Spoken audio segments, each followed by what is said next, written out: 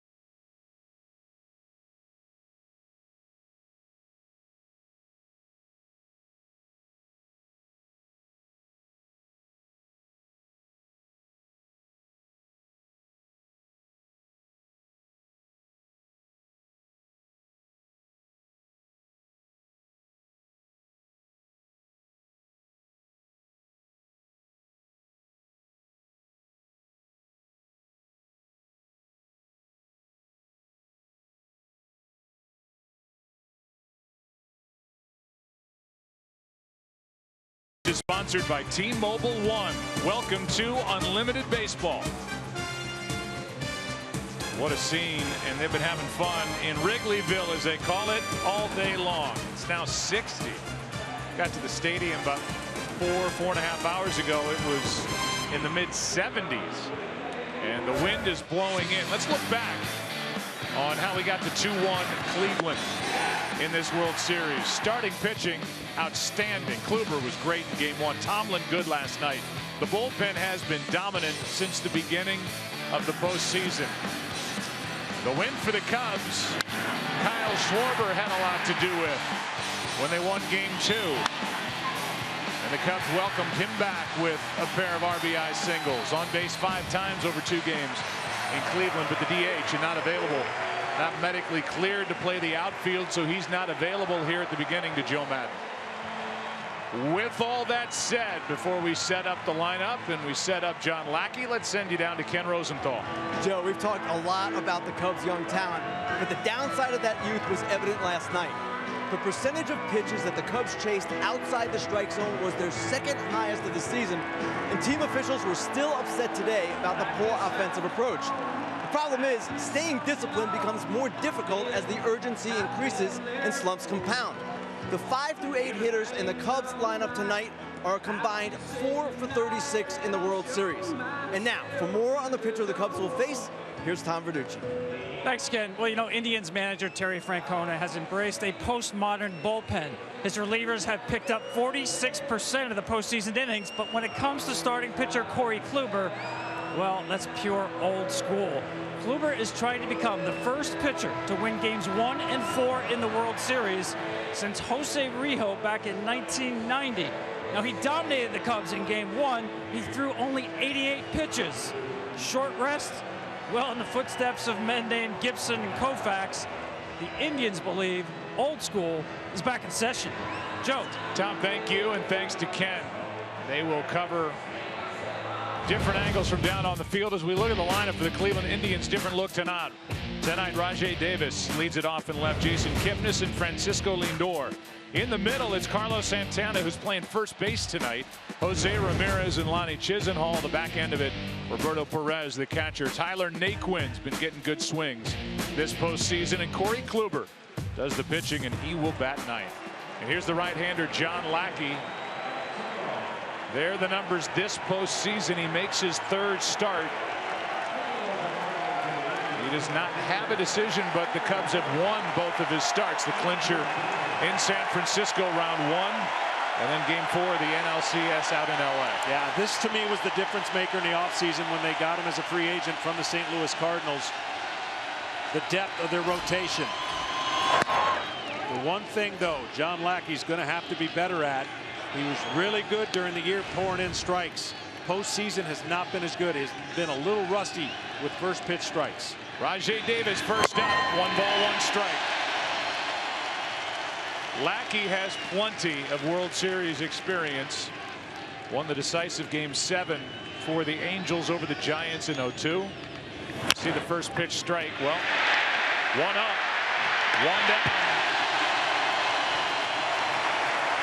Biggest thing for Lackey in just these moments, he will not be nervous. He will not be antsy. It's just a little bit of rust early on. He had to wait a long time to pitch. This is his 3rd time in the postseason. He has faced the Cleveland Indians a ton of times, of course, in the American League when he was over there. So he won the clincher in 2002 for then the Anaheim Angels, and then in 2013 for the Red Sox, game 6 at Fenway Park. Now pitching with his team down 2 games to 1. Inside to Kipnis to start this at bat. Jason 2 for 12 in this World Series, but hitting just 167 this postseason. 1-0 pitch.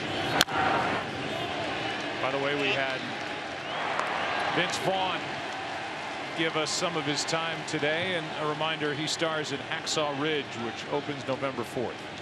So Cubs super fan, and there are many of them in attendance helping us out tonight on Fox. 2 balls and a strike on Kipnis. Now this Indians team yesterday put a ton of heat on Kyle Hendricks. He didn't break, and it only took 1 run to get the victory. 2-1. That's kind of been the theme this postseason. It doesn't take much, but they found a way to limit the damage on the other side and get the 1 or 2 or 3 runs they need to win that particular game.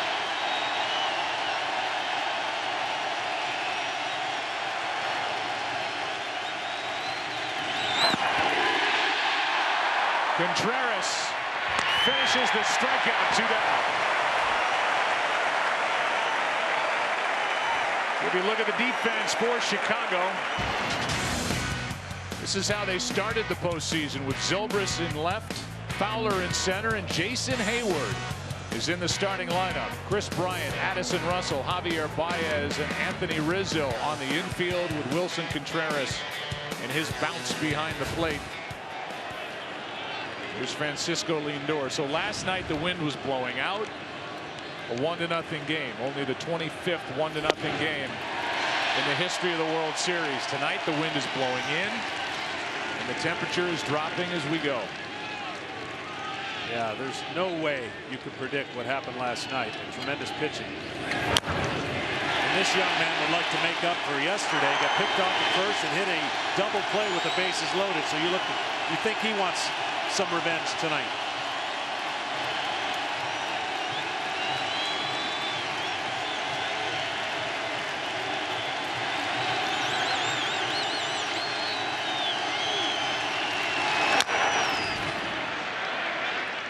Lackey can still bring it. He's 38. Just turned 38. That last pitch was 95. Extra rest for the 6'6" 235-pounder from Abilene, Texas. For coverage of this game in Spanish, please tune to Fox Deportes. Ball 1. Well, you mentioned 6'6", so that extension that he delivers the ball gives a feeling to the hitter of an average fastball. A little bit faster is what the hitter sees it, because he reaches out so far before he delivers the ball.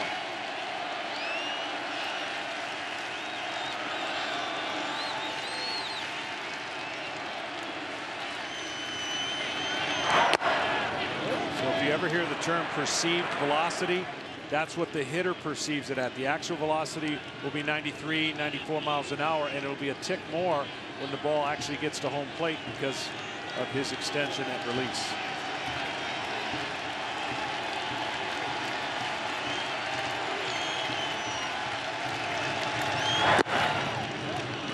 From 0-2 to 3-2 with Carlos Santana on deck.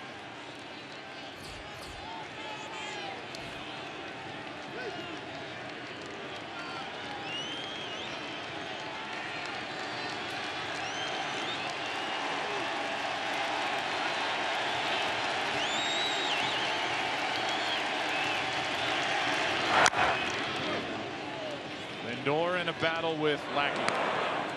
Lackey has one pitch he loves to go to. It's a slider. It's a tough, biting slider that he loves to get to the back leg of the left-hander and, of course, pitch away from the right-hander batter.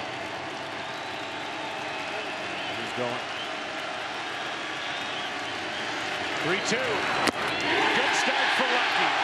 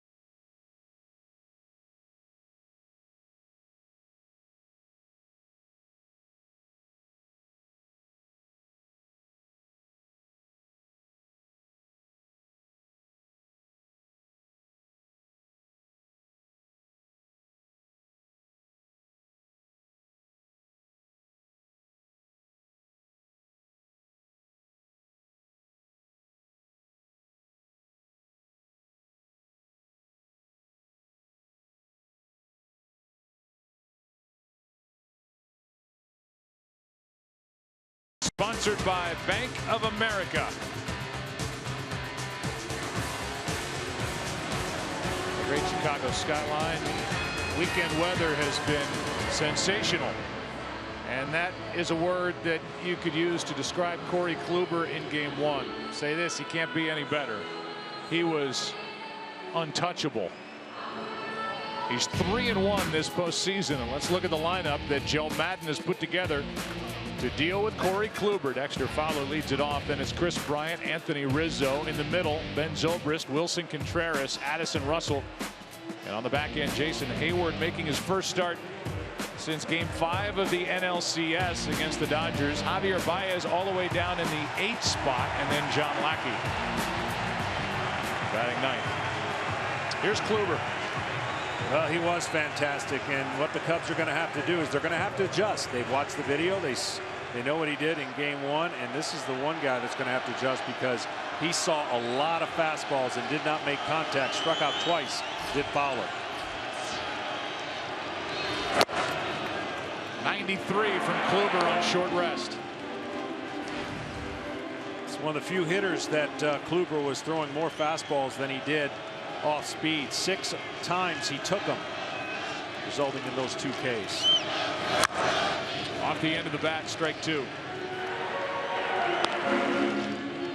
Dexter Fowler so far is 2 for 13 in this World Series against Kluber. 0 for 10 with 7 strikeouts in his career.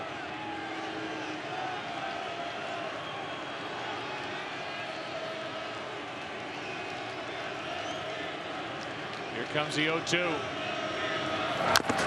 Just got a piece. Well, the hardest thing to do in baseball is change your batting stance. Change where you stand in the batter's box because guys are so used to putting their back foot down and keeping the same stance throughout the entire year. So it's not that easy to say, well, you got to adjust because of his ability to take away his strength.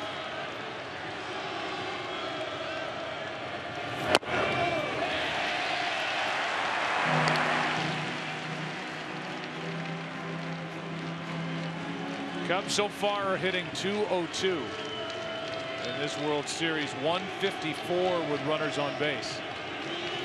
That's how good the pitching for Cleveland has been.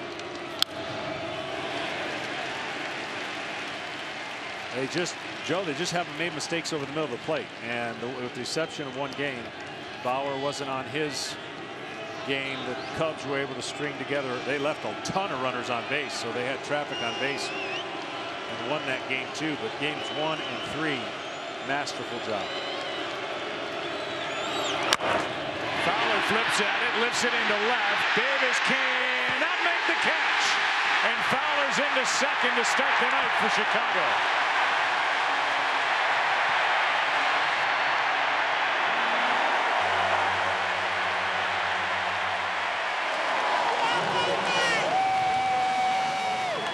Before replays, our 4 keys to the game. Well, for Cleveland, win the 5 innings. That's what they've done all postseason. But you've got to hit the fastball. Go down with a fight. And that's what Chicago did right there. Put it in play, got rewarded with a double. They haven't been able to hit the fastball all series. And right there, that looks like a defensive swing. That's what you want if you're a starting pitcher, to give up that kind of swing. But they got rewarded because the wind is blowing in. And making contact, you never know. It's just been a lack of contact for the Cubs so far. It's a double for Fowler. Now Chris Bryant. Bryant in his postseason career, and that covers last year and this, 357 with runners in scoring position. In this postseason, hitting .280 in this World Series, however, 1 for 11. Now, they pitched him probably as tough as anybody in the lineup. Really throwing a steady diet of off-speed pitches. Only seeing 3 fastballs against Kluber first time.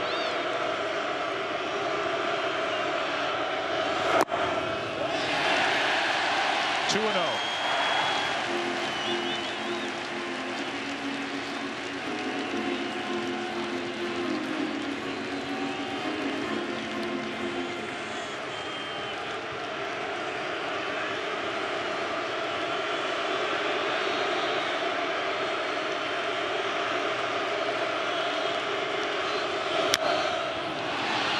That will not advance the runner. The wind will play with it a bit. Lindor. 1 away. Take a look at Cleveland's defense in the outfield. Rajai Davis came close to that. Turned into a double for Dexter Fowler. Tyler Naquin in center. Lonnie Chisenhall is in right. Around the infield, Jose Ramirez, Francisco Lindor, Jason Kipnis, Carlos Santana at first tonight. Last night it was Mike Napoli, and Roberto Perez does the catching. Well, you saw 3 straight breaking balls again, and this is becoming a theme. It's the 3rd time that they've had a runner at second base, and Kluber pitched his way out of each one of those by not even getting the runner to advance. So, yes, in the first inning, you want to hit and score as many runs as you can, but you also want to advance the runner and pass the baton on to the next guy so he can drive him in without a hit.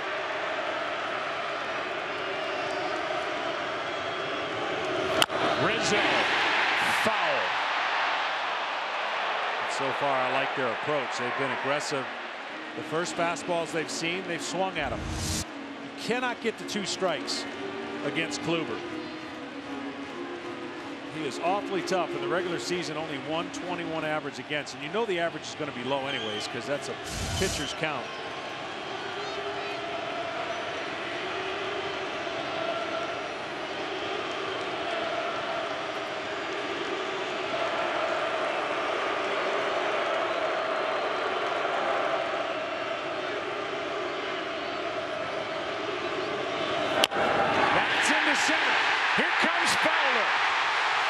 The Cubs strike first.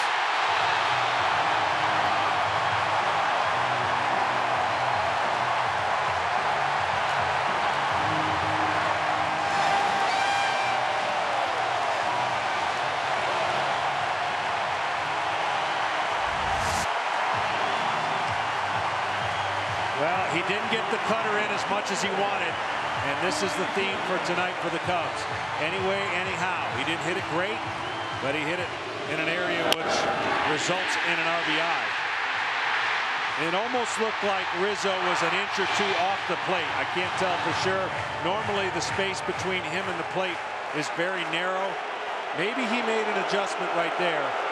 Nonetheless, the Cubs an early lead. Now Zobrist.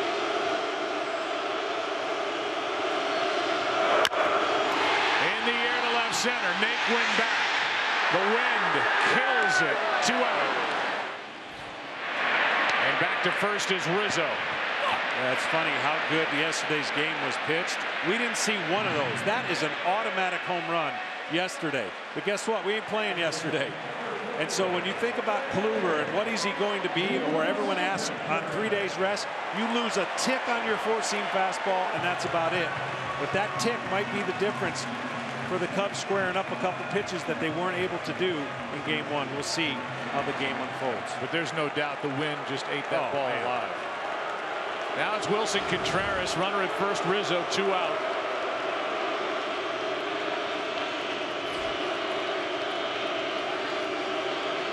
Terry Francona thinks that Kluber will be better tonight than he was on short rest game 4 of the ALCS when he was a loser. Still pitched well. 5 innings, 2 runs, 4 hits. Lost that game 5-1 in the end. The only game Toronto won in that series. Strike 1 to Contreras because Kluber thought he was going to have to use his legs more. It's the only time he had worked on short rest. And he said he wore himself out from the waist down, and by the time he was in the 3rd or 4th inning, he thought, my stuff's great, but my legs are shot. So he thinks he's a little wiser this time around. See what's happened when either the Cubs or the Indians have scored first. It has led directly to end of game success. Well, and the Cubs are going to have a lot of patience because they've been in this scenario. Think about what the Dodgers had to do. Limited in their starters. They came back on 3 days rest in the first part with Clayton Kershaw. Chose not to do it on his second start, but they did the same with Hill. So this is a scenario where if the Cubs can draw out this series and make the Indians work, maybe in the end the patience works and the 4 starters they have pays off. Here comes the 0-2 to Wilson Contreras instead of check on Rizzo. But make no bones about it, they have to beat the starter, because the likelihood of beating their bullpen if they're behind, we've seen the evidence of that already in the postseason. Cleveland has dominated out of the pen. Miller, Shaw, and Allen last night. Terrific. Kluber on 0-2 to Contreras.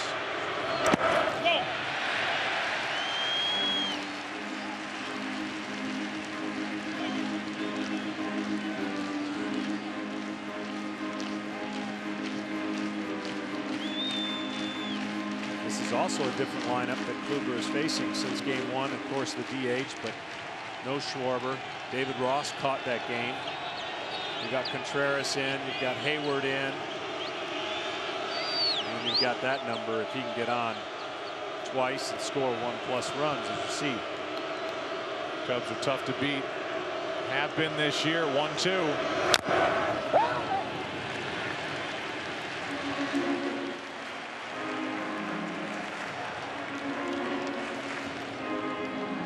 Kluber won game 2 of the division series against Boston 6-0. Game 1 of the ALCS 2-0. Lost that game 4 on short rest. Won game 1 6-0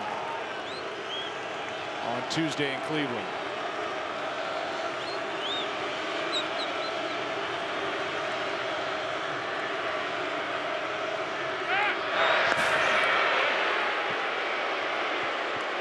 Rizzo with a big lead over at first base, and Kluber just checking on him has not shown him a very good move to first yet. No, he hasn't, and I think just keeping tabs over there, not letting him get to second with 2 strikes.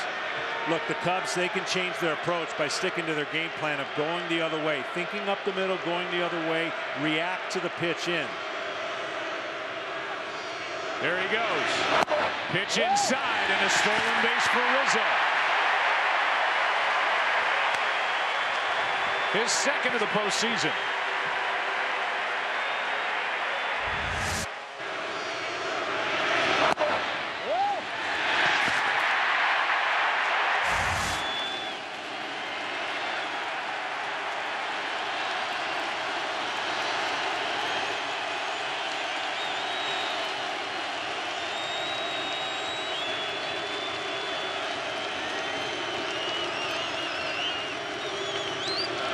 Contreras strikes out, and Kluber limits the damage. Davis came so close on the ball hit by Fowler, and then Fowler brought home on a hit by Rizzo. And after 1 in game 4, Cubs lead 1-0.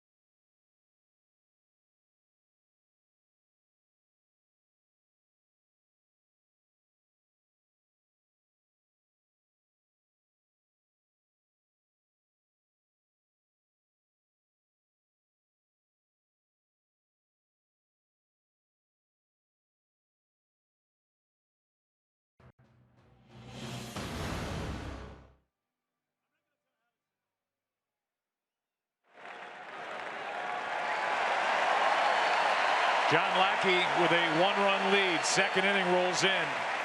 Part of the order for the Indians: Santana, Ramirez, and Chisenhall. And with Carlos Santana up, a shift on in the Cubs defense, playing to pull. Lackey wanted the pitch, didn't get it. Ball 1. This is one of the hardest decisions Terry Francona had to make. Somebody had to play first base. Santana played left field last night, but first base tonight.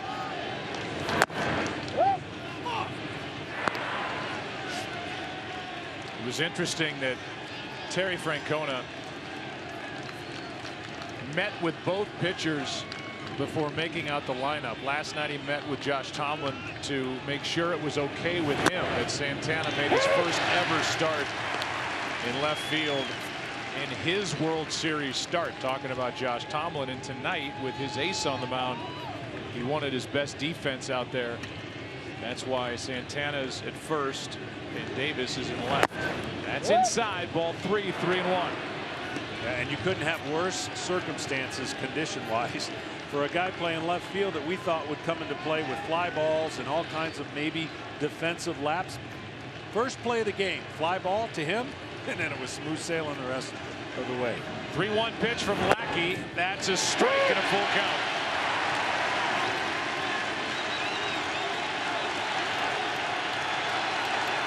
This crowd is revved up.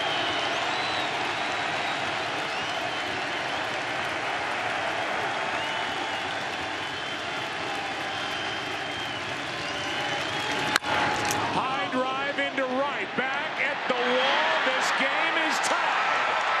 Santana. His first World Series hit. And his third home run of this postseason. 1-1.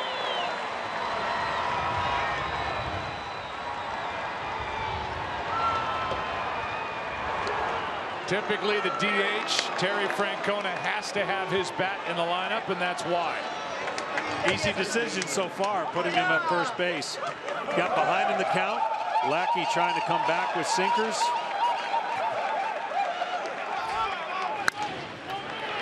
Here's a ground ball to Rizzo off the bat of Ramirez to the bag, 1 out.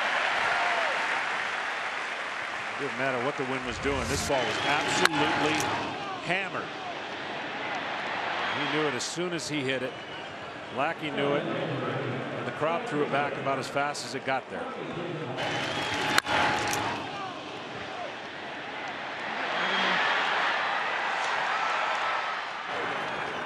Oh, see ya! 1-1! That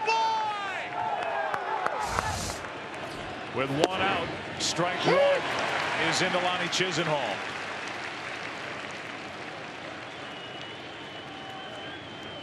John Lackey had pitched over 136 career postseason innings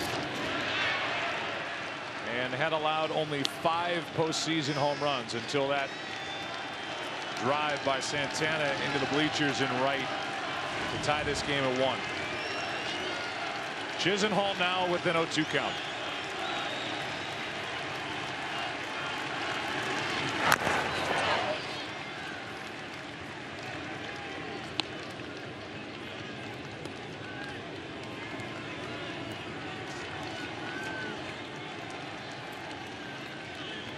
Cleveland got 2 home runs from their number 9 spot, Roberto Perez, their catcher, in game 1. Those had been the only 2 home runs of this World Series until that shot by Carlos Santana. Here's the 0-2.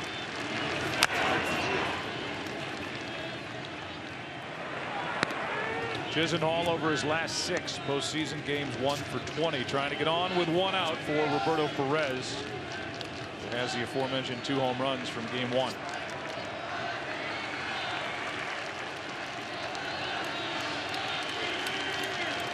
Another 0-2 pitch from John Lackey. Left side. Bryant. What a pick. Terrible throw off the tarpaulin. And it's 1 on with 1 out. Bryant did the hard part, and then this ball just took off. Yeah, you're right. He did do the hard part. And as he turned, this ball sails. See it almost threw a slider over there to Rizzo. Getting to it was the real hard part, and then as he whirled and threw, just didn't make the throw. It's an error, and that's the third of the postseason for Bryant. Go-ahead run is on with 1 out for Roberto Perez.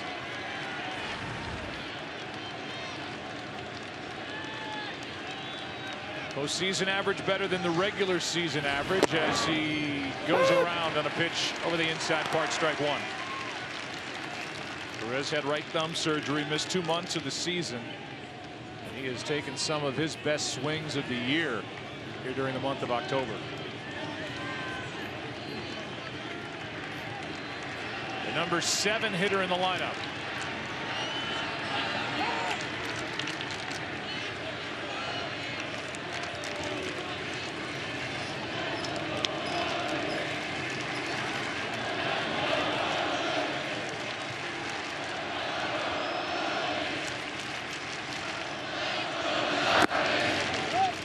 One ball, one strike.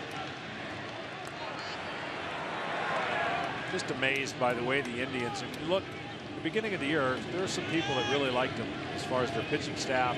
Dominant. Could they score enough runs? Especially after losing Michael Brantley, they did. It's almost been like next man up. Who's going to be the guy? Someone's going to get the big hit. Their best player right there gets hurt.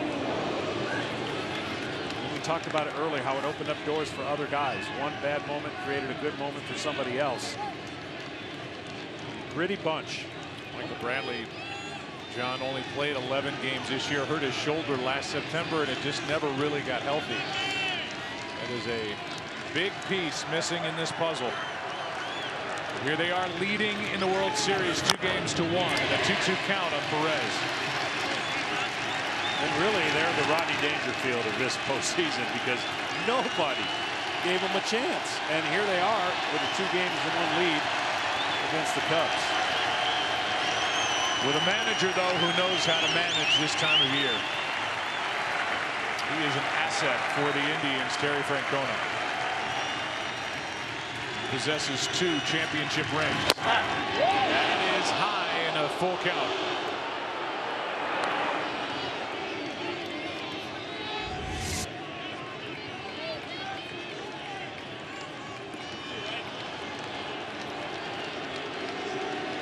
Lackey now trying to pitch around the error by Bryant.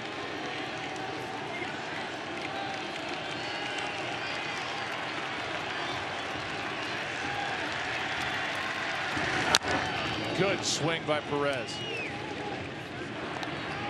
Fans, stay tuned as we reveal the winner of the T-Mobile Unlimited Baseball contest later in tonight's game.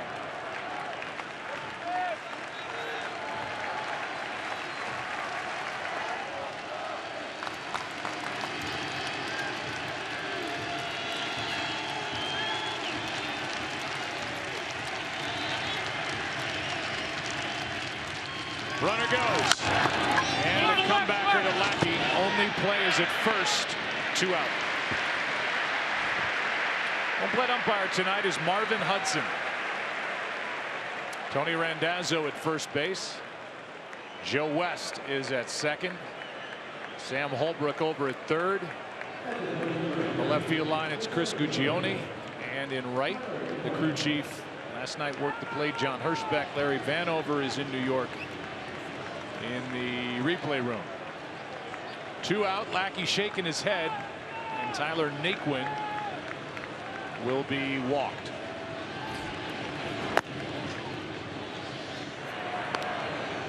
An intentional pass being given to Naquin with Kluber on deck.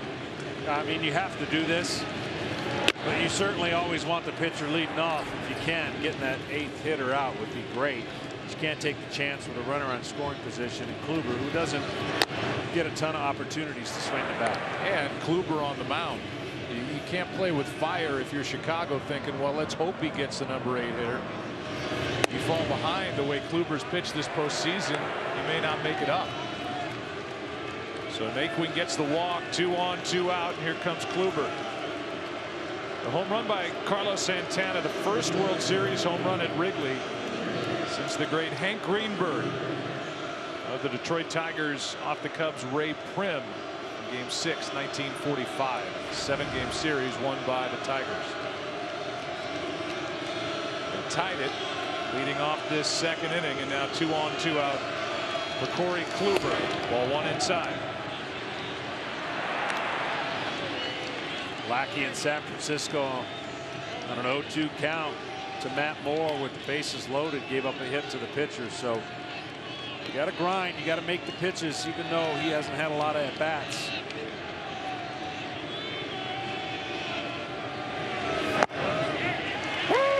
He did go 1 for 4 during the regular season this year, and obviously getting through the division series in the ALCS. This is his first postseason at bat.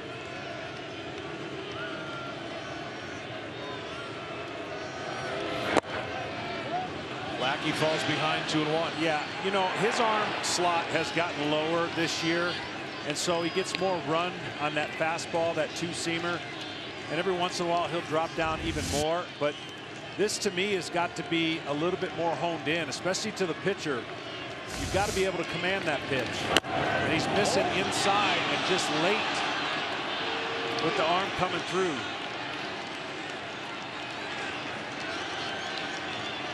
3 balls and a strike with Rajai Davis on deck, and the last one wasn't close. Now, when that happens, your arm's coming out and it's trailing your body. Your body's out in front of your arm. So you tell yourself, get my hand out quicker and accelerate through the middle of the zone. How about Kluber cutting it loose on 3-1? This is the 9th hitter, and Lackey has had 5 3-ball counts. And Lackey's been great in the regular season on 3-2, but he hasn't been as great in the postseason. He's walked more than he normally does and given up a few hits, and you saw that home run this inning on a 3-2 count. 29th pitch this inning. It's a 3-2, runners go. Kluber is getting a pretty good rip. As good as Lackey's slider is, I mean, if he had the feel for it, that's the time you just spin a slider against a pitcher who's already shown you 3-1 he's swinging, 3-2 he's swinging, so he's not afraid to swing the bat. And you just prey off that aggressiveness that he's not going to recognize the spin on this next pitch. Kluber hits it hard and foul past third. And he broke his bat. See, if a pitcher gets to see, what, 7 straight fastballs, he starts learning how to time it, even in his own mind, and this one just gets foul. That's why spinning a baseball right here, even though at 3-2, you got to have confidence you're going to locate your slider anywhere close to the plate, and Kluber will swing at it. So it broke his bat, probably not his bat. Borrowing here in the World Series. Chops it third base side. Bryant safe. Here comes a run to the plate. Indians lead over to third, safe.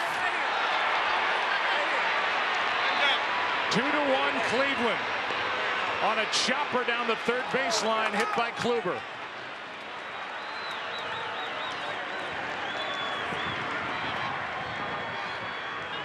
It was another wide throw by Bryant. Rizzo trying to keep his foot on the bag and then could not corral the throw.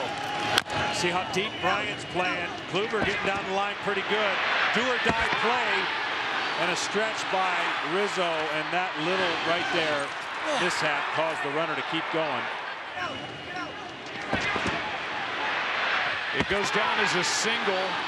Second error on Bryant of the inning, and now Rajai Davis, strike 1. And that was the pitch right there, a slider. Again, would have liked to see with the pitcher up. He would have had no chance. So a single E5, no RBI for Kluber, but he put the ball in play.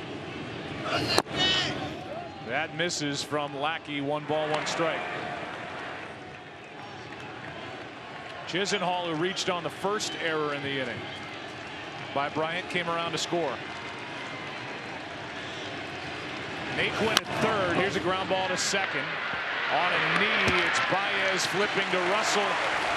But after giving up 1 in the first, the Indians get 2 in the second and lead by 1. This tied it off the bat of Santana into right. And we go into the bottom of the second in game 4. Indians on top by 1.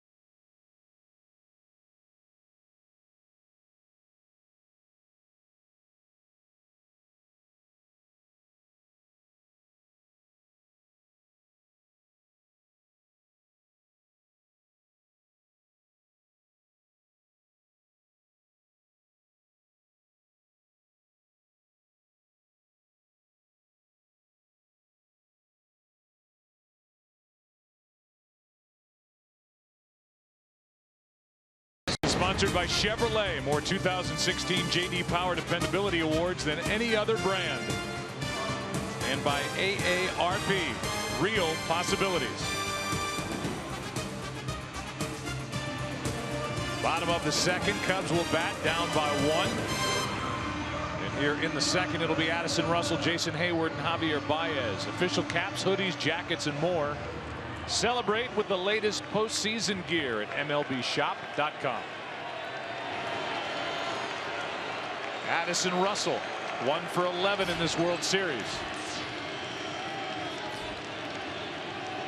And the Indians just took the crowd out of this game for the moment. Russell would like to get him right back in it. Strike 1.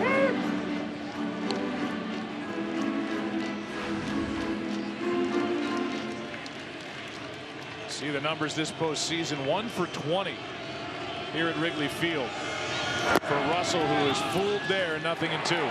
Well, I mean, that's what they've been doing to him. At some point, he's got to change the formula by hitting an off-speed pitch and laying off the ones that are really down out of the zone.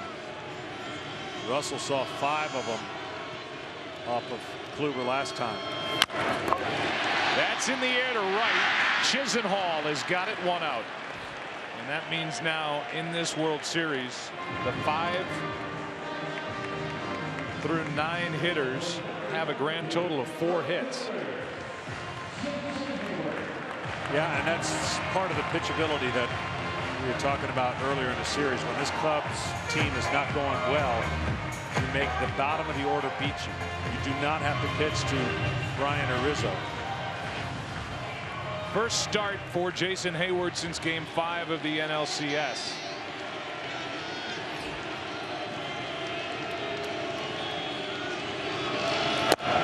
Takes a strike. He is 2 for 31 this postseason. And in this World Series, 0 for 3. Hit .230 during the regular season. Simply put back in the lineup because of the defense he provides. And according to Joe Madden, with Lackey pitching, he wanted his best defensive outfield, and Hayward's a part of that. But what does he give the Cubs offensively as he falls into the hole here, 1-2? Yeah, and that's the pressure that, you know, has been put on this lineup, because we've seen the droughts, and luckily they've been able to come out of it with a rally, 3-run rally against San Francisco, or they would have been pushed to the brink in a 5-game series there. Of course, they came back against the Dodgers, down 2-1, and everyone was worried about when Kershaw would pitch. Would he pitch with that lead, and could he knock them out? Same scenario here. 1-2 to Hayward. I know it seems simple, but at this time of the year, with everything on the line, you play differently, you pitch differently, you manage differently, you use your roster differently. And unfortunately, the hitters hit differently because they want to make something happen. They expand the strike zone more than they normally would. That's outside, 2-2. And not to mention, they're not facing any 4 or 5 starters for the most part. The 4th and 5th starters don't pitch that often. If a 5th starter never pitches, it seems like, in a postseason. So they're facing the cream of the crop. 2-2. Hard hit, right side, base hit. Hayward is on with 1 out.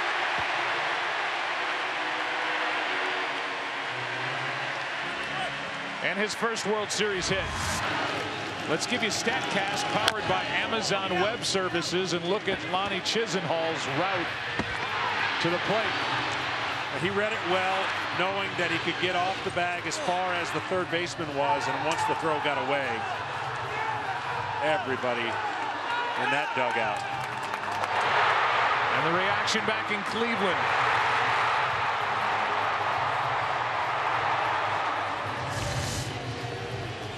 As they watch at Progressive Field, here it's 1-on, 1 out. Bottom of the second for Javier Baez. You know, Hayward came in and pinch hit and hit a line drive to center field in Cleveland, then got that chopper that was tough to play. So maybe something can get going for him in what's left in this series.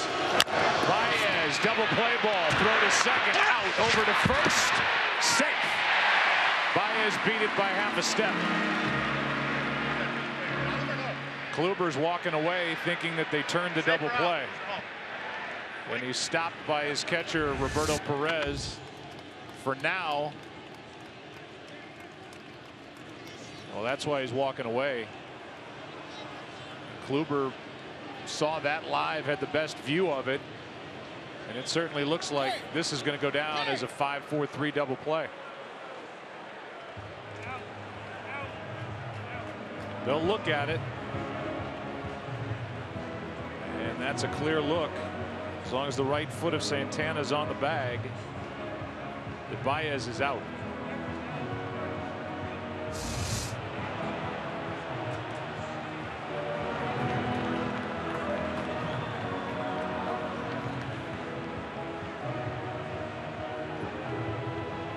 So the crew chief, John Hirschbeck, is involved with the umpire who made that call over at first base. That's Tony Randazzo. Here's another look. This looks like clear and concise. But we'll wait. And he's out. Double play turned by the Indians infield. And after 2 in game 4, 2-1. Cleveland on top.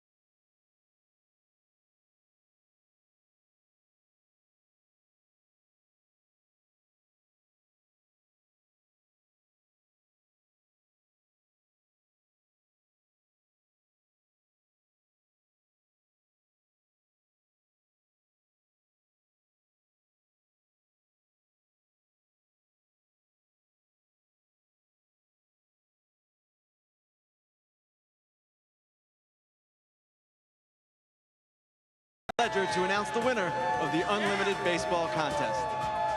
And the winner of the T-Mobile Unlimited Baseball Contest and the winner of free trips and tickets to all the 2017 World Series game, the fans have spoken, #love, Michelle Orr.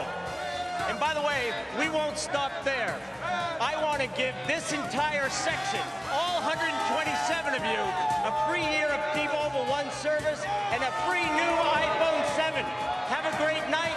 Congratulations from T-Mobile. We go into the 3rd inning in a 2-1 game. Cleveland on top, and Jason Kipnis is first up. Kipnis struck out his first time. Then Lindor, then Carlos Santana, who homered to tie it last inning. And then an unearned run scored to give the Indians a lead. This one is down into the corner. Well hit by Kipnis. It's a fair ball. Hayward digs it out, and that's a double to start this 3rd inning for Jason Kipnis, his 3rd hit of this series.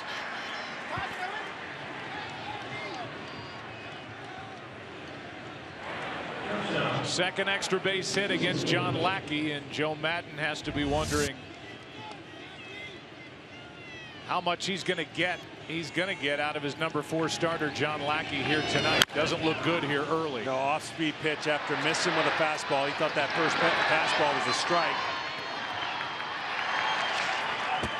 Only 5 of the first 11 pitches for strikes. Lindor strike 1.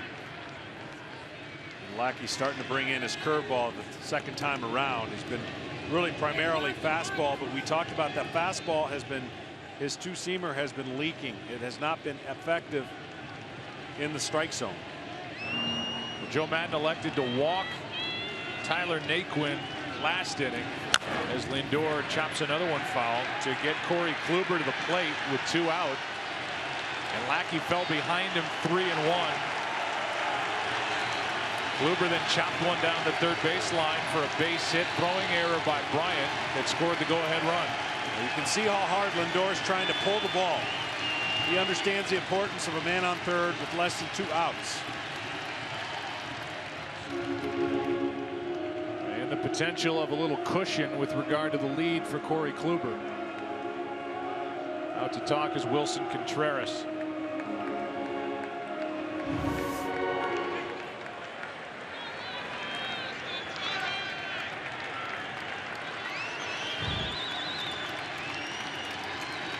The 0-2.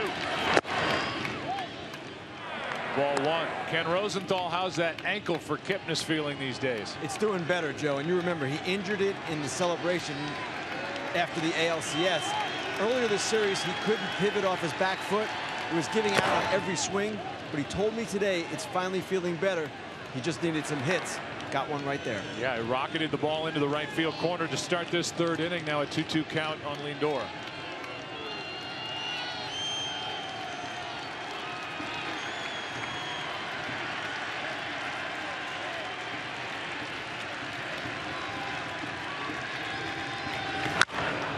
Is foul. Well, we've talked about the Cubs and their ability to go 1 through 4 in their rotation. Third start this postseason for Lackey. In the other dugout, you've got a team and a manager that wants to go with their top 3 starters. So it brings Kluber back around, and he's matched up against the #4 starter for the Cubs. That's inside as Lackey drops down, doesn't get the call, and it's a full count. Well, that's why this is such an important start for the Cubs. You see the lower release trying to sink the ball back over the plate.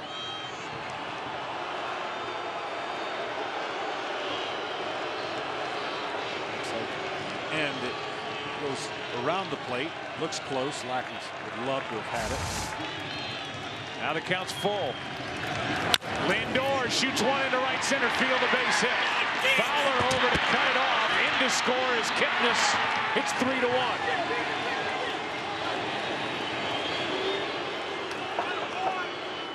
So from a near strikeout on the previous pitch, and there's Lindor, the 22-year-old, right in the middle of it with his first World Series RBI. Well, we've seen the Indians make all kinds of pitches with 2 strikes. This kid was down 0-2, and they couldn't put him away. He's such way beyond his years, by the way. And then he takes the breaking ball, which he saw the first 2 pitches he was trying to pull, and takes it up the middle. Shorter stroke. RBI. And you can tell when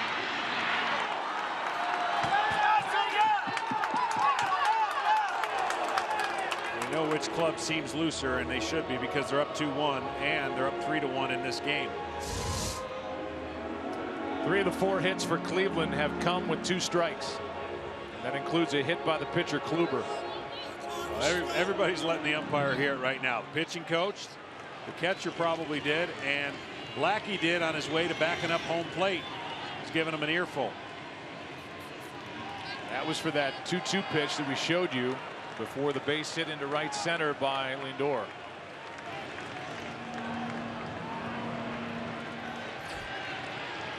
Nobody out in the inning. Lindor the runner. We'll keep an eye on him. So will the Cubs. At the plate, Santana. Strike 1.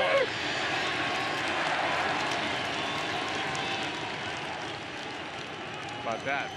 First World Series home run by a first baseman here at Wrigley since 1932. The Yankees were here and Lou Gehrig hit it.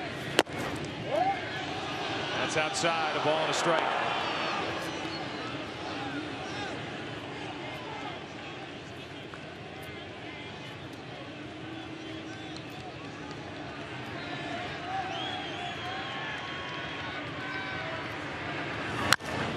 Santana pops it up behind the plate for Contreras. He's out of room. Just to finish the point about the pitching, the Cubs can go 1 through 4 with their starters, but if the other side can handle it, and in this case Corey Kluber can handle it, advantage Cleveland, and they've got their ace on the mound now against the number 4 starter for Chicago. They lead in the series and they lead in game 4. Well, that's what I'm saying. That's why if they can win this game, they're guaranteed Kluber gets at least another start if they don't finish it off before that.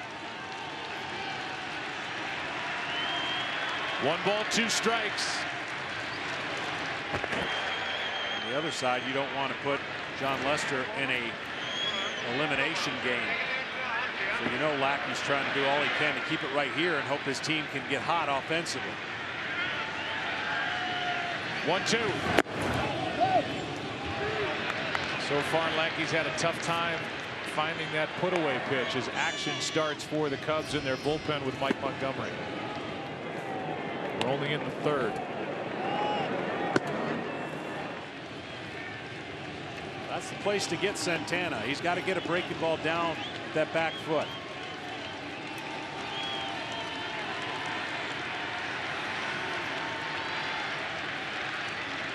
Here's a 2-2.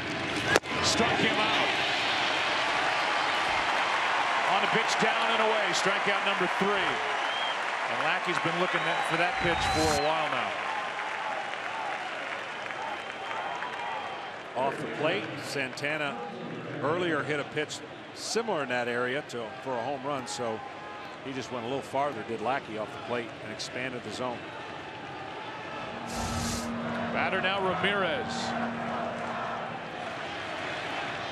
Jose grounded out to first his first time.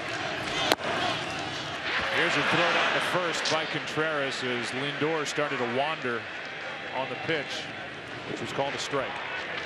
Yeah, Lindor starting to step out a little bit more and get a more aggressive lead, timing John Lackey.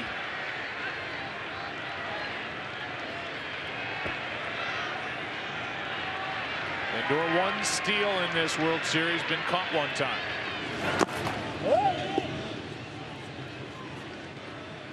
1-1.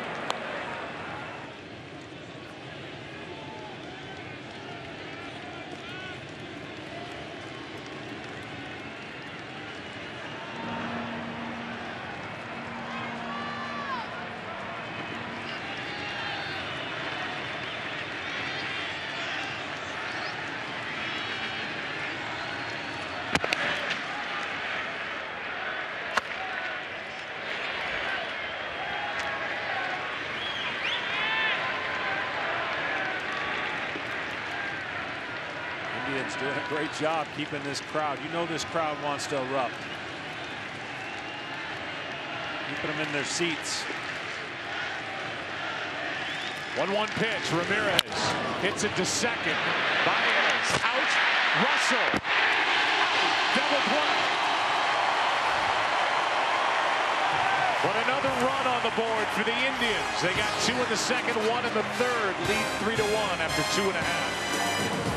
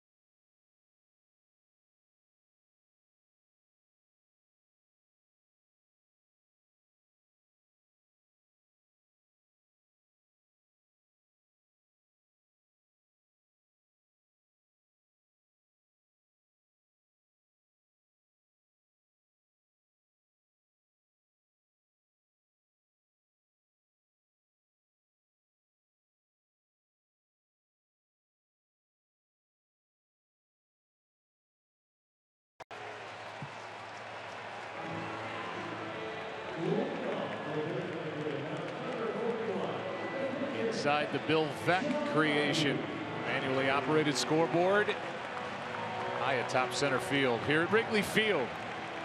Great scene. A lot of noise early. The Cubs struck first with a run in the bottom of the first, but the Indians tied it, then took the lead. Lead by 2. John Lackey will lead it off. Strike 1. Yeah, that double play was huge. Allowed Kluber to face the pitcher to lead off rather than the top of the order, resetting the batting order. Could have beat out that double play. That's outside. Each side has turned out a double play. John's referencing the ball hit by Baez that went 5-4-3 to end the second. Lackey had 6 hits during the regular season. Up on the count here, 2-1.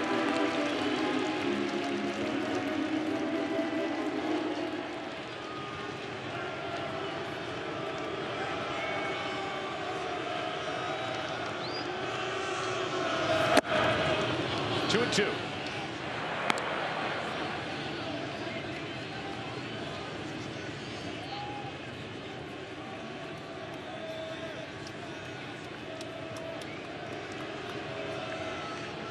Pitch number 33 of the night is right down the middle, struck him out. Strikeout number 2 for Corey Kluber. Well, early in this game, Fowler already established how they're going to try to attack Kluber, and that is do everything you can to put the ball in play. They were aggressive early off of fastballs. He gets in an 0-2 count, and then he works hard, fouls off pitch after pitch, and then does the little thing you have to do and barely gets it in play with a half swing. That led to the Cubs' first run. They're going to have to do more of that against Kluber, who now has been staked with a 2-run lead. Talk about a guy pitching on short rest as he brings it home to Fowler. Strike 1. Kluber has picked up some quick outs. 3 outs have come on 1 pitch at bats, 2 more on 3 pitch at bats. So he has remained economical after throwing 88 in game 1. Here's the 0-1 to Fowler. But the reality for the Cubs, and you never would think this way in a regular season game, but you look at the scoreboard and go, we've got 3 innings to do some damage, because now after the 5th, at any time they can bring in Miller, at any time they could bring in their bullpen. It'd be tough to score off of. That's to first and right at Santana. 2 out. And believe me, the crowd knows the same thing as they sit here hoping they don't have to sweat out a game, that they could have a big lead and get a breather going into tomorrow. There he is. Manicure down in the bullpen for Andrew Miller, who has not allowed a run in 23 1/3 innings pitched in the postseason in his career. He's made 8 appearances this postseason. All 8 have been in Cleveland Indians victories. 8-0. 2 out, nobody on. Bryant, he's committed 2 errors, both coming in that 2-run second. And both coming because of wild throws.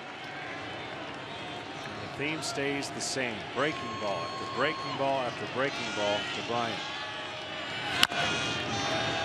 1 ball, 1 strike.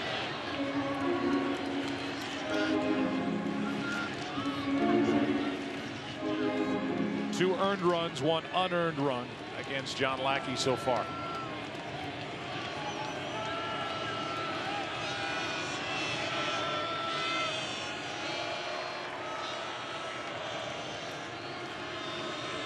Here comes a 1-1.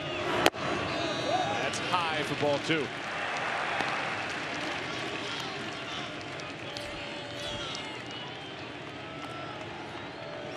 Kluber, as he did early and does often, pounds the strike zone. 9 of 11 first pitch strikes. That's high and tight. Again, it's 3-1. Joe Madden goes to his young catcher Wilson Contreras for sending him back out there for the 4th.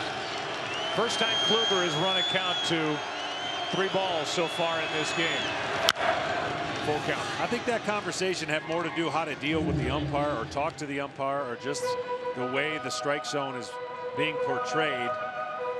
That and his pitcher and getting him back into the zone.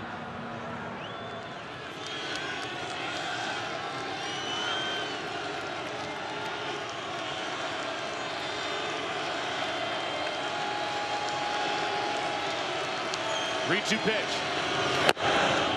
Just inside, ball 4.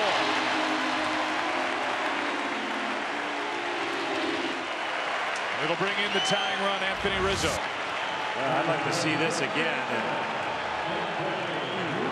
it doesn't seem to be atop of the strike zone tonight. But it's been consistent, so pitchers know up there, not getting anything close. Well, here's Rizzo, who has an RBI single and a stolen base tonight. Claimed to pull on the infield. Rizzo, so far 2 home runs this postseason, 34 total on the year. And led this team in RBIs with 109 during the regular season.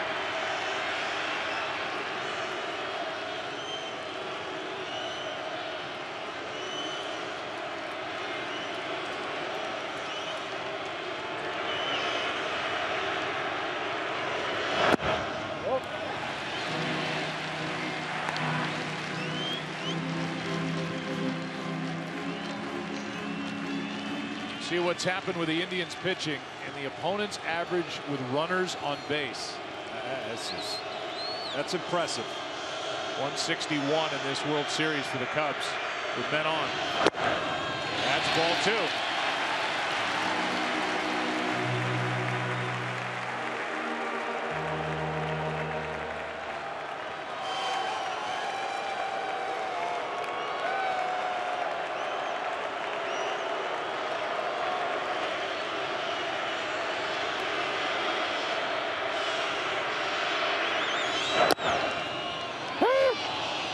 Strike on the inside corner, 2-1. Yeah, that's an easy go-to pitch for Kluber. He has such great feel for this slider. I mean, power, curveball, whatever you want to talk. It's an ability to spin the ball and keep it in the strike zone and not let any hitter get locked in no matter what the count is. 2-0, 3-1. He's gone to that pitch a lot. That'll put 2 on as Rizzo's hit.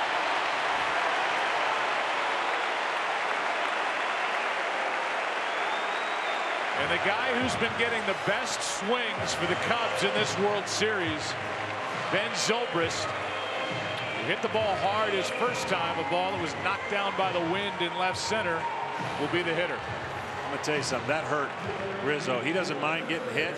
He's a big, strong guy. But that was nothing but meat on the wrong part of the elbow. You see he doesn't have any kind of guards. That hurt. The slow walk will tell you.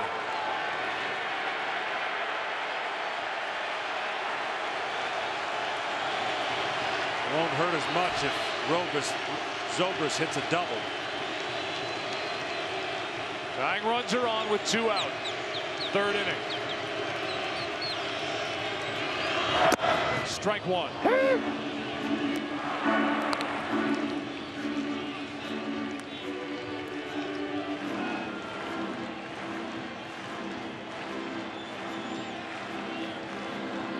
He'll go to work on off speed here. First pitch fastball low in the zone.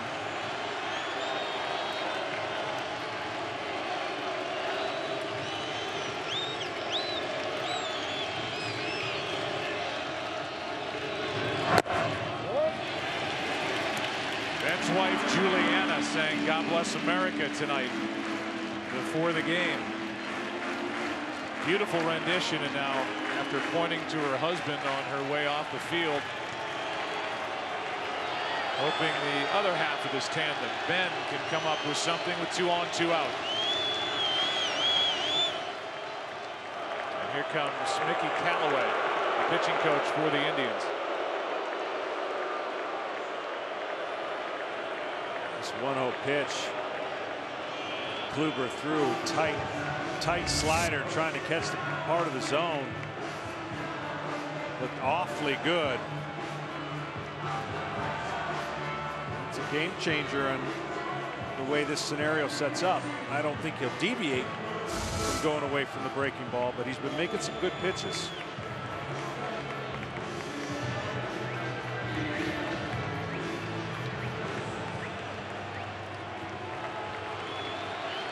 Opportunity here for Chicago thanks to a walk and a hit batsman.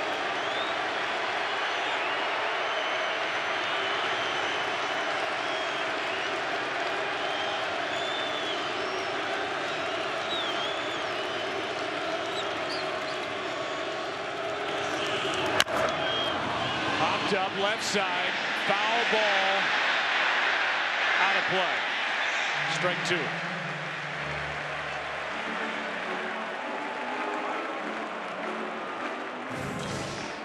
Game 5 tomorrow night at 8 Eastern. And a matchup of Trevor Bauer and John Lester. As the rotation turns back around for Chicago, and Trevor Bauer, the number 2 starter, who lost game 2, will go to work.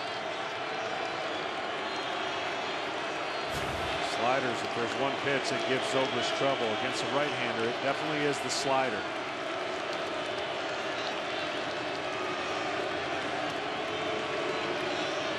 Kluber. Foul ball by Zobrist.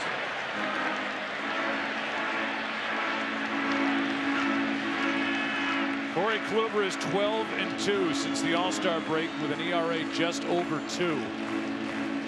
Had an okay first half. He has been dominant since the middle of July.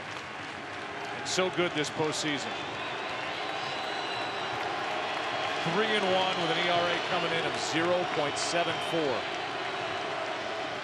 Pitching on short rest. His 1-2 pitch. With 2 on. Another foul.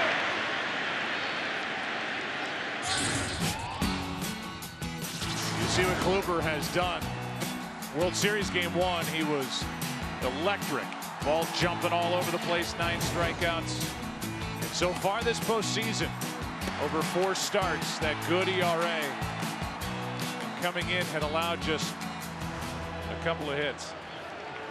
And Perez went to talk to him after that inside fastball that Zobrist was all over. Usually slow it down with a breaking ball in this scenario, or something away after getting a pitch in that he just pulled foul. Here's a 1-2. That is a foul ball again. The hits have been spread out over all these starts, 4 of them. A total of just 17 hits allowed by Kluber, and 2 earned runs coming in. And here's that last pitch. Well, Zobrist definitely sees the ball pretty good, and they're trying to figure out a game plan because he got 2 hits against Kluber in game 1, and he's had some good swings, and you mentioned the really good at bat. If it weren't for the wind, might have been a home run.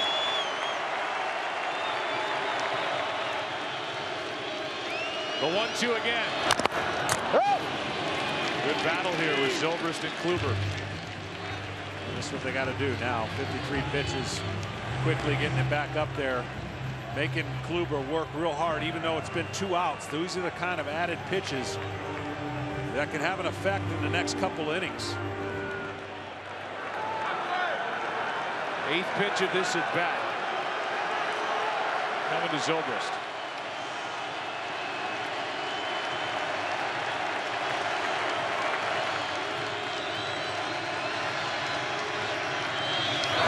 Struck him out. And Kluber comes up with strikeout number 3. And the Cubs have now stranded 3. We've played 3. And Cleveland leads it by 2. 3-1. Into the 4th we go.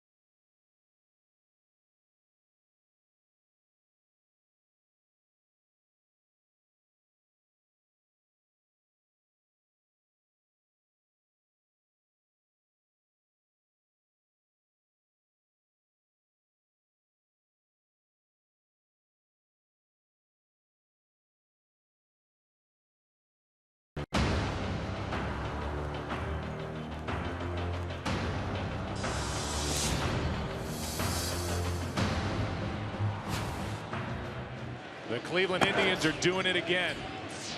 They took game 1 behind Corey Kluber 6-0. They lost game 2, but they won last night 1-0. And with Kluber on the mound here in game 4, lead 3-1 in the 4th now. Chisenhall flies one into right field for Jason Hayward. Chisenhall 0 for 2, but he scored a run, reached on an error back in the 2nd. Tonight's telecast is sponsored by Taco Bell. Steal a base, steal a taco, only at Taco Bell. And by Verizon. Join a better network because better matters.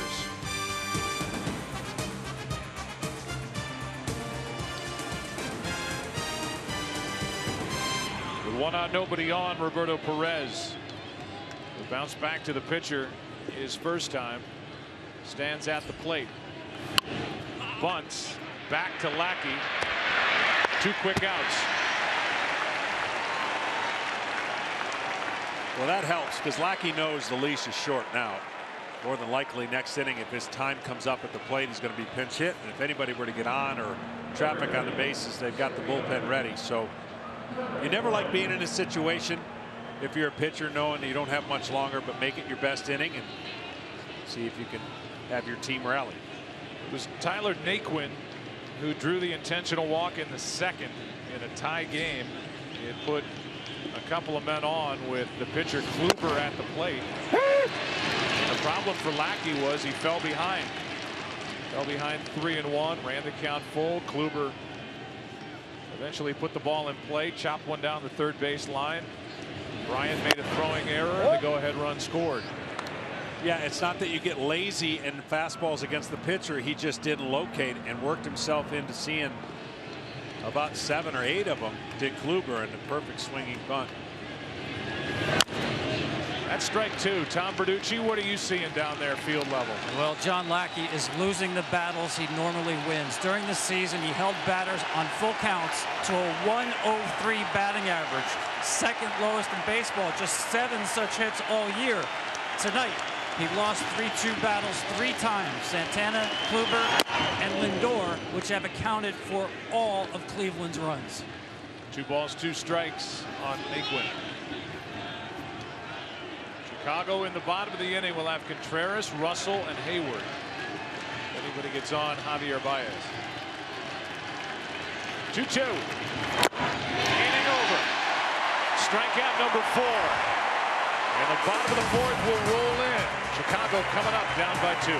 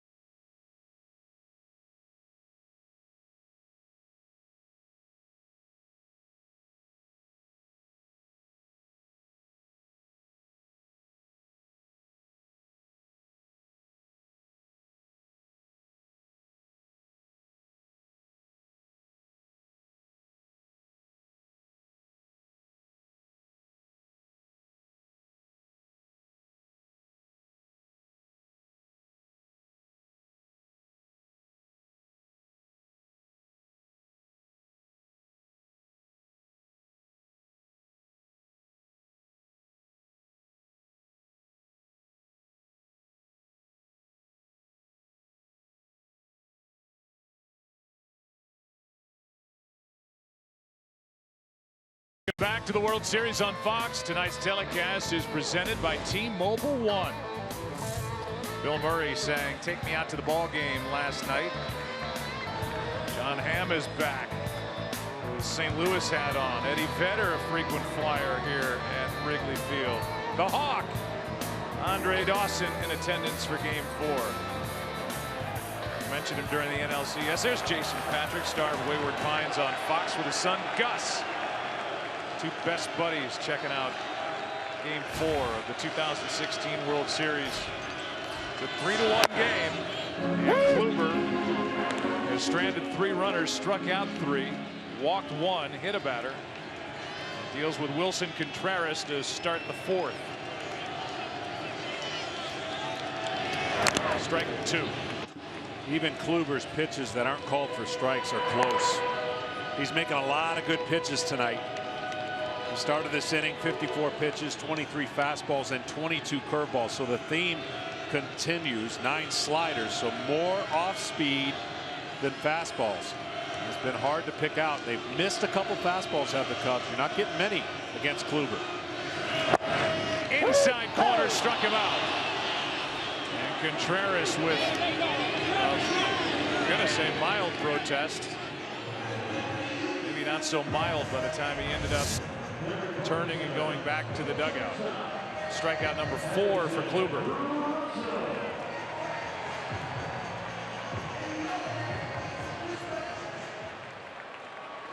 With the bases empty, the batter will be Addison Russell.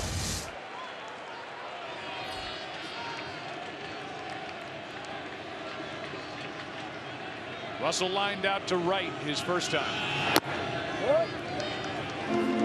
That pitch is so tight. He's got the bigger version of it and he's got the smaller version of it. But it just hugs around the strike zone. Left side, foul ball. As Ramirez got 2 at 1 ball, 1 strike. And there's so much pressure on the hitters when you don't feel like you're going to get a lot of fastballs. There's one right there, and he may not get another one this at bat. So Russell, who struggled with the breaking pitches, big leg kick, and swings over the top of a lot of them, has to hit a mistake. Kluber has not made many. The 1-1. And there was one. There was one he could have handled. Russell would like to have back. This pitch is supposed to be away, and watch how it spins over the middle of the plate.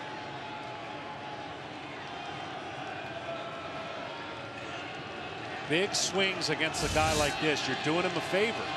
You're doing Kluber a favor if you go up there thinking you're going to hit a big ball or a long home run type swing. Just sticks the bat out into center field, easy for Naquin. 2 out. And so far, Kluber is doing in Game 4 what he did in Game 1, although he allowed that first inning run on a bloop double into left. And then a soft liner into right center field off the bat of Rizzo. A short-lived lead because the Indians came back with 2 in the second, 1 in the third, and lead 3-1. Here's Hayward. Jason singled sharply through the right side under the glove of Kipnis back in the second. Can I also say how impressed I am? I cannot believe that many people are sitting in an outdoor stadium back in Cleveland watching this game. That is like really impressive. It's just fantastic for an organization, very proud organization. Here's Hayward. What a rocket to Lindor, and he can't make the play. And Hayward, who gets the surprise start for his defense, is 2 for 2. But yeah, you keep hearing about the Cubs haven't won since 1908. The Indians haven't won it all since 1948. They lost in 95. They lost in 97. And they lead here 2-1 and up 2 tonight. Yeah, that was a very difficult play for Lindor. We've seen his glove work and his magic. And again, since the line drive to center field in Cleveland, when Hayward came in, he has put the barrel of the bat on the ball. And now 2 hits to show for it. Well, here's Javier Baez. Hitting in the number 8 spot.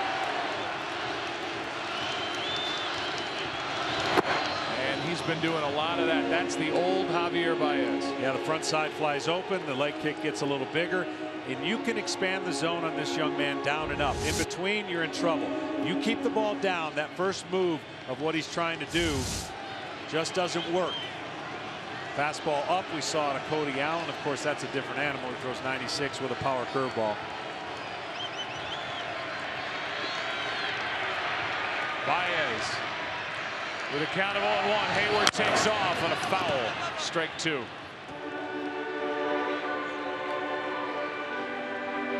We've talked about it during the postseason about Javier Baez and his travels through this lineup for Joe Madden. Settled into the number 7 spot.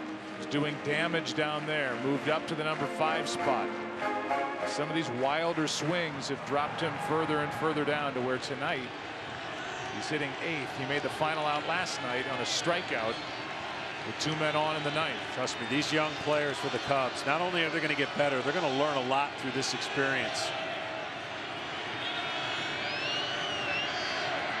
A strikeout ends the inning.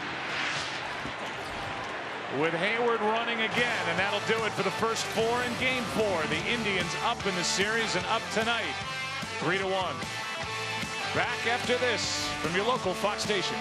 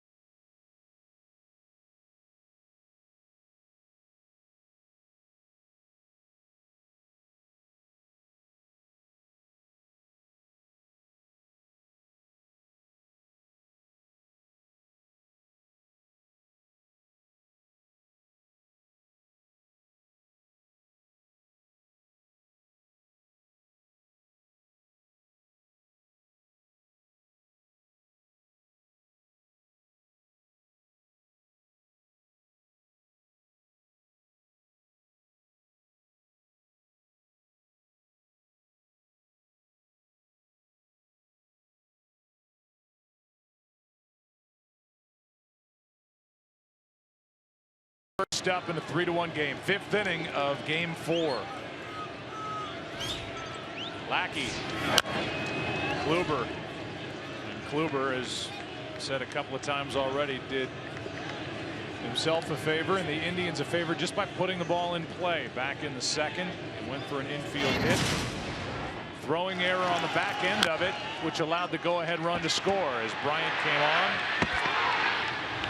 And as it trickled away from Rizzo, Chisenhall scored to make it 2-1. It's now 3-1. Little things, little things. That's what Cleveland keeps doing, even when it seems like it's a harmless swinging bunt. We saw that in Game 1 off of Lester. We We saw the hit batsman to score the 2 runs, and that game behind Kluber basically was never in doubt again. And tonight, same thing. Miscue in the field, another swinging bunt, and another error. Well, John Lackey is due up first for Chicago in the bottom of this 5th inning.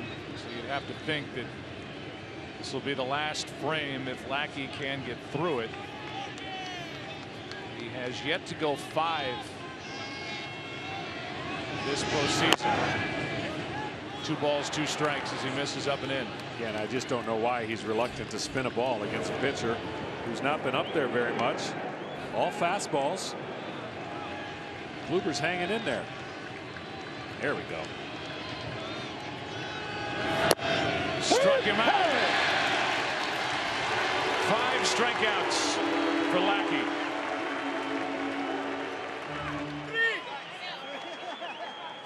Shot from across the street on a rooftop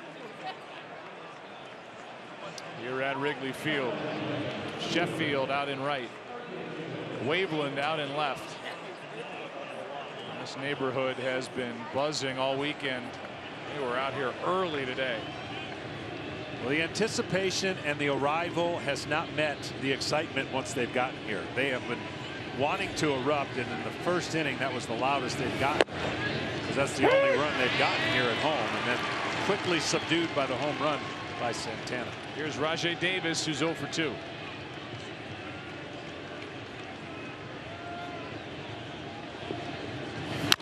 Left side, Addison Russell. 2 out. You know, Joe Madden talked about how good his defense was last night. He said, I'm really pleased with the way our defense has played this postseason. Then he knocked on his desk and said, hopefully it'll be good tonight. A couple of errors played against the Cubs in the 2nd by the outstanding young player Chris Bryant, who now has 4 errors this postseason. Here's Kipnis.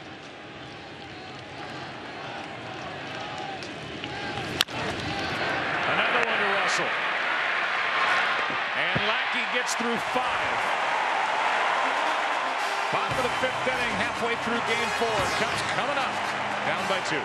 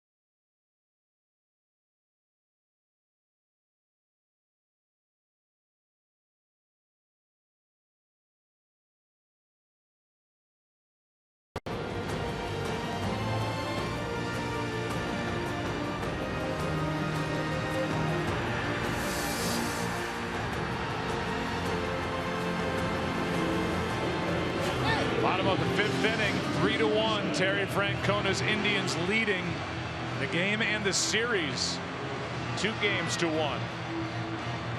You look at the average by the series since the division series last year, and the men left on base 33. Throw ball to center fielder right here. Come on. Pinch hitter will start it. It's Coughlin off the bench, hitless this postseason. Dealing with Corey Kluber. Ball one, down and away. Yeah, you got to have the mindset now because they know what's at stake, right? You're here in the bottom of the fifth, and typical bullpen fashion for the Indians, you got to get one guy on at a time, and you got to make it difficult. That has been very difficult to do off of Corey Kluber. Well, Coughlin got the start in game 1 in Cleveland against Kluber and struck out twice. There's his regular season, 1 home run, 16 RBIs. It's just a 2-run game, but with the way Kluber is pitching, feels like there's more of a margin as that one misses for ball 2.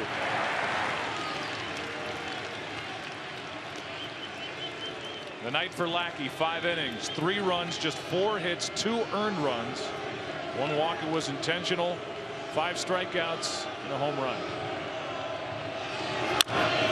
In the air to left center field, Naquin to his right. It slices to Davis, who makes the catch with Naquin flashing behind him. 1 out.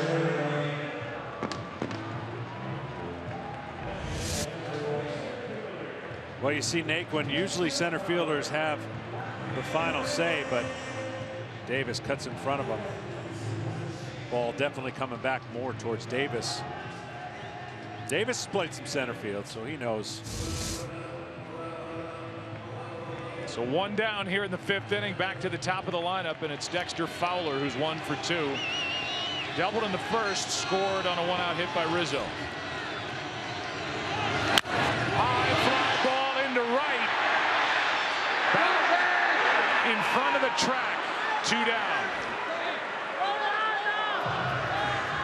And with the wind blowing in, the elements certainly didn't help. As Fowler drove Chisenhall back to just in front of the track. That's a good swing by Fowler, a slider that kind of stayed in the middle of the plate, but you saw the wind right there.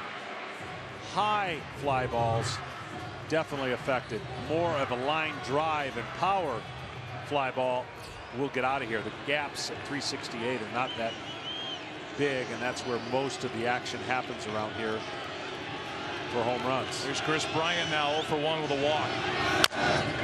Ground ball. This is Kipnis on the other side of the bag to end the inning, and 3 outs in a blink, picked up by Kluber, who's through 5 in game 4, leading by 2.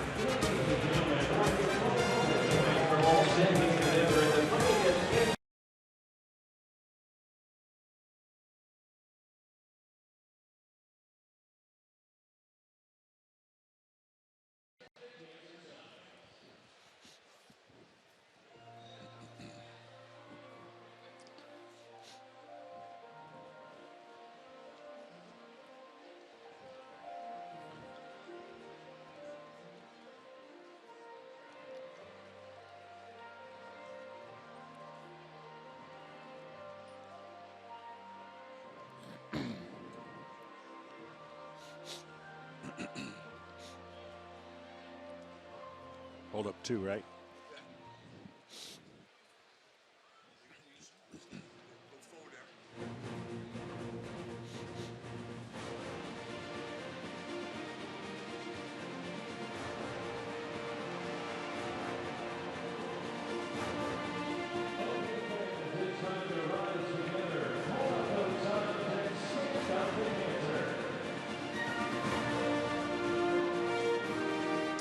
Tonight, we once again join our partners Stand Up to Cancer in reaffirming a commitment to the fight against cancer. Since 2008, Major League Baseball, its fans, players, and coaches have delivered a powerful, determined message that we together will defeat cancer. Because of your support, Stand Up to Cancer scientists are making real progress in real time. Please join Major League Baseball, MasterCard, Fox, and the entire baseball family as we stand united and steadfast against cancer. Visit standuptocancer.org to find out how you can help today.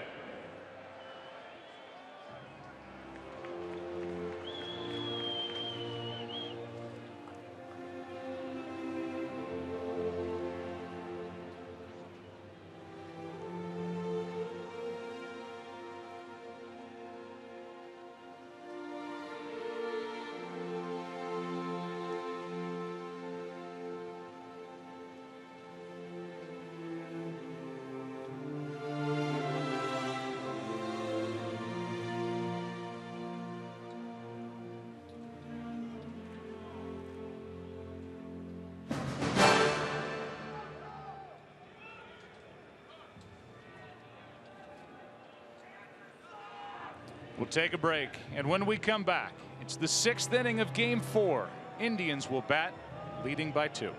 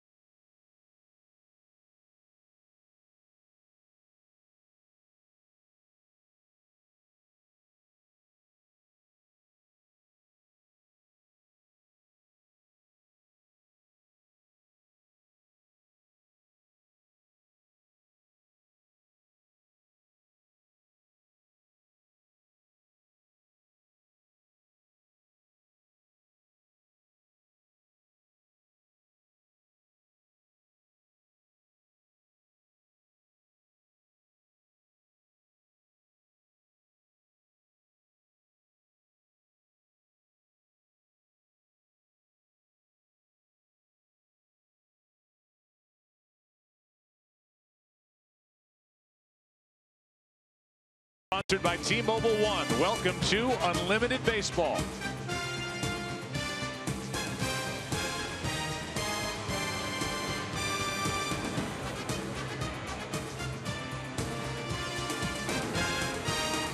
We'll give you our game summary. It's sponsored by Bud Light. Santana tied the game. Carlos hit a home run in the 2nd inning leading off. That made it 1-1. Chris Bryant with 2 errors led to an unearned run for the 2nd tally in the 2nd. And runners in scoring position this series, Cleveland's been better than Chicago. Mike Montgomery's the first one out of the bullpen for Chicago. Lackey again, 5 innings. 3 runs on 4 hits, just 2 of the runs earned. 1 walk, 5 strikeouts, and this is the AT&T call to the bullpen. Montgomery, this is down and into Lindor. He's been good, and he has that fastball curveball combination with occasional changeups. Here's a 1-0, 2-0. The Indians tonight have switch hitters at their 3, 4, and 5 spots in their lineup. It's the first time in World Series history that's been the case. It certainly gives Terry Francona a lot of versatility in the middle of this order. It's the 2nd time in postseason history when the Cardinals in '87 during the NLCS Game 2 had Tommy Hurd, Terry Pendleton, and Willie McGee in a series against the Giants. Lindor takes ball 3. Well, for Lindor and Ramirez, there isn't much difference, but the next man on deck, certainly from a power standpoint, would much rather face a right-hander than a left-hander, so that's why Montgomery's in. Here's a 3-1. Fouled back, full count.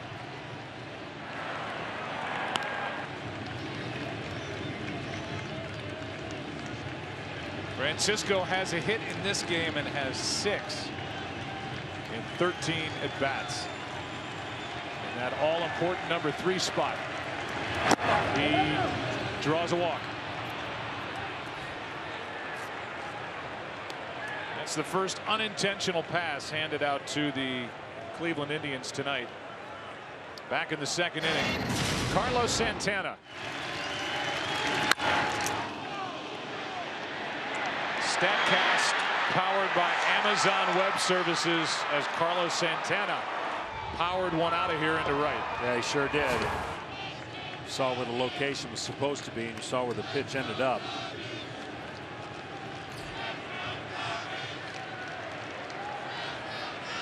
I think Francona and all the agonizing and trying to decide what to do in tonight's lineup, it's got to feel a lot better already.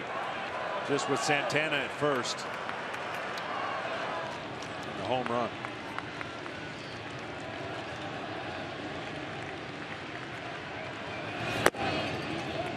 Funny story with Francona. Maybe it gives you a little peek into what kind of a manager he is. He knew that Mike Napoli was going to be mad at him when Napoli got to the park and found out he wasn't in the lineup. So Napoli's sitting out at the table in the clubhouse, and Terry Francona walks out and he says, "All right, Nap, I know you're mad at me, but we're going to play cribbage." That's Terry Francona's game of choice. It always has been in a major league clubhouse. And he sat down and he said, "Mike started talking to me by the second game of cribbage that we played. He said he'll be fine about the time he pinch hits later tonight." He's got an ability to manage grown men and make them all pull in the same direction. That's inside. They count 2-0 on Santana. Yeah, he sure does. And having a chance, I got a chance, just a brief 2 months, spend time with Terry when he was the manager of the Red Sox. Same scenario, same loose ball club. That is knocked down by Montgomery. Throws wild at first, 2 on with nobody out. And Rizzo almost got Santana too far off the bag. It's a base hit. Another rocket hit by Santana, and somehow Montgomery got his glove on it. When this happens this fast, he has more time than he realized when he got the ball right there. But nonetheless, an incredible effort after the glove gets completely taken off.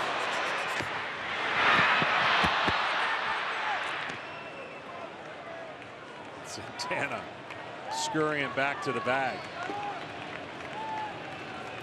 So opportunity here for Cleveland, already leading by 2 with Kluber on the mound, a loaded bullpen to take a commanding Game 4 lead. It's 2 on with nobody out.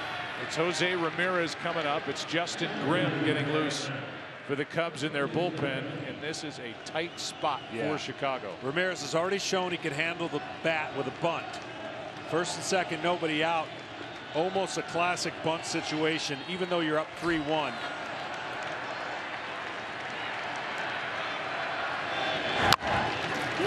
Montgomery to second, out over to first, not in time.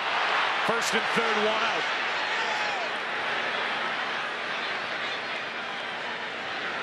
Lindor to third. And the batter will be Chisenhall.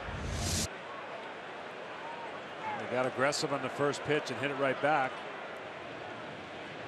Because of the speed, Ramirez beats it out.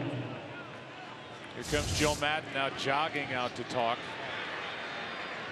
Body language tells you he wants to talk about what to do defensively here with first and third, 1 out, and the left-handed hitting Chisenhall coming up. Montgomery hasn't broke out the curveball, so you would think he's got to break out the curveball here against the left-hander. And then if we're able to get the left-hander out without a run scoring, that's when I think you're going to see Grimm come into the game. So once again, the Indians have put heat on the Cubs since they've arrived here in Chicago. Base runners, pressure, and a calm crowd. Nervous crowd. Indians trying to take a 3-1 series advantage. Have first and third, 1 out, up by 2 in the 6th. 3 wide throws to first base if factored in by the Cubs here tonight. Here's a bunt, throw down to third, safe. as Lindor gets back. That was in the category of a safety squeeze, and Lindor almost went too far. Yeah, I just don't understand Chisenhall's approach there. If it is the true safety squeeze, you don't have to be moving and try to bunt it like a base hit. All you've got to do is place it down. Lindor will read that, and he's got the opportunity to score if he likes where he sees it. So really just not good execution by Chisenhall. Even though it was a breaking ball, you square around. Cubs looked at it, decided they wouldn't challenge it. Strike one.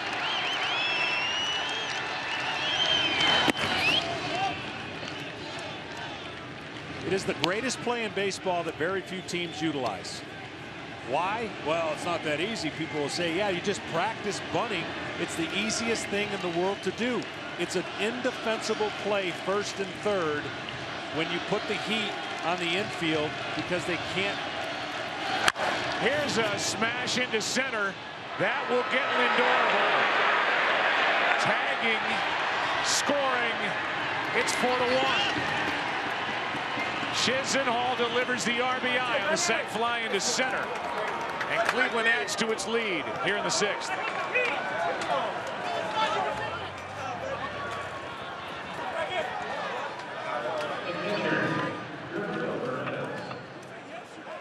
The lead is 3.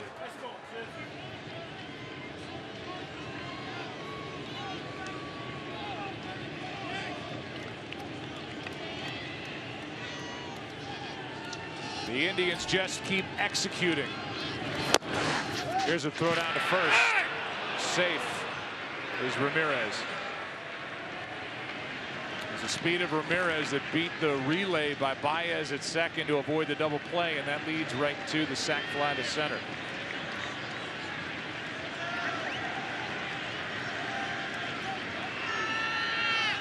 Here's a throw over as Ramirez was leaning a bit.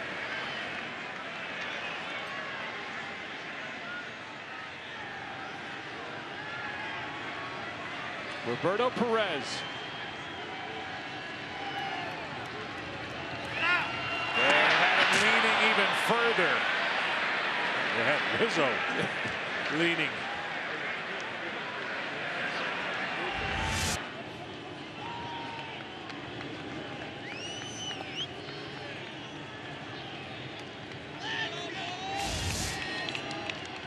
Waiting on a 1-0 pitch to Roberto Perez.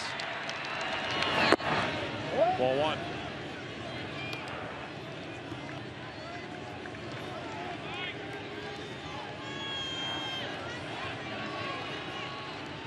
Last night a 1-0 win for Cleveland. Tonight they lead it 4-1. They've done all the scoring since a first inning run for Chicago.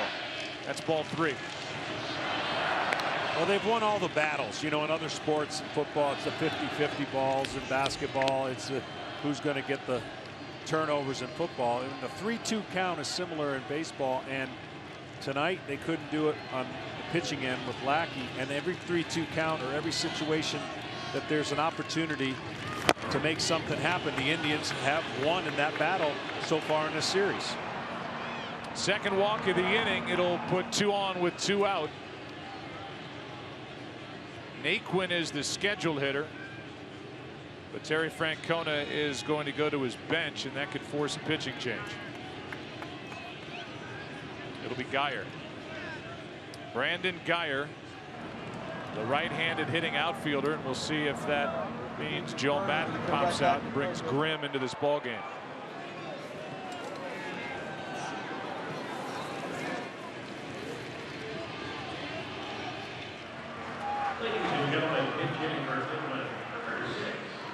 That'll be it for Montgomery,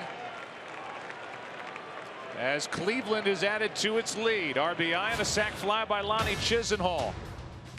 Frustrating night for the Cubs. The visitors having all the fun again. A chance for more. Up by 3 in the 6th.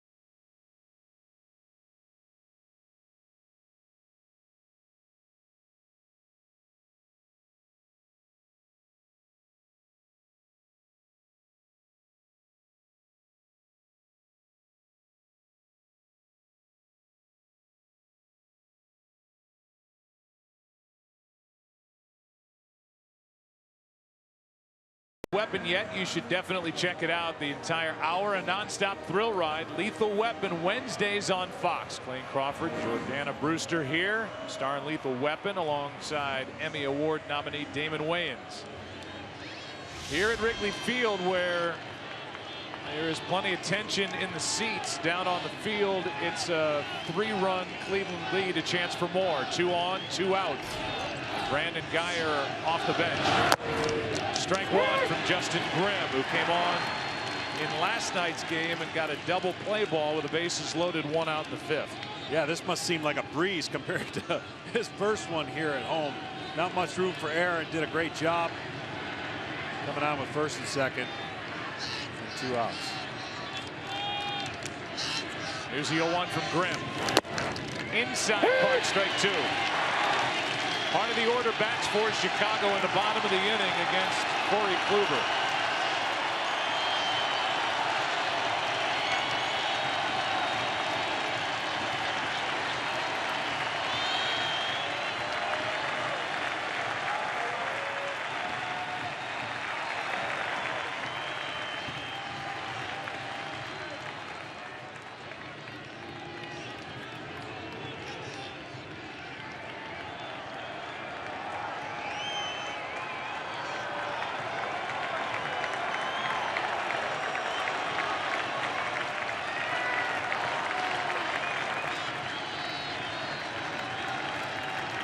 The 0-2.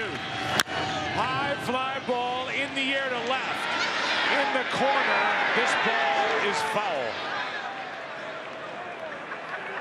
That ball just shoved out of play as Guyer gave it a ride and Zobrist ran out of room. Be a little bit better with that 0-2 breaking ball, and Guyer was ready for it. See how it backs up instead of takes down. Takes that turn away from the right-handed hitter. This one backs up right into the barrel.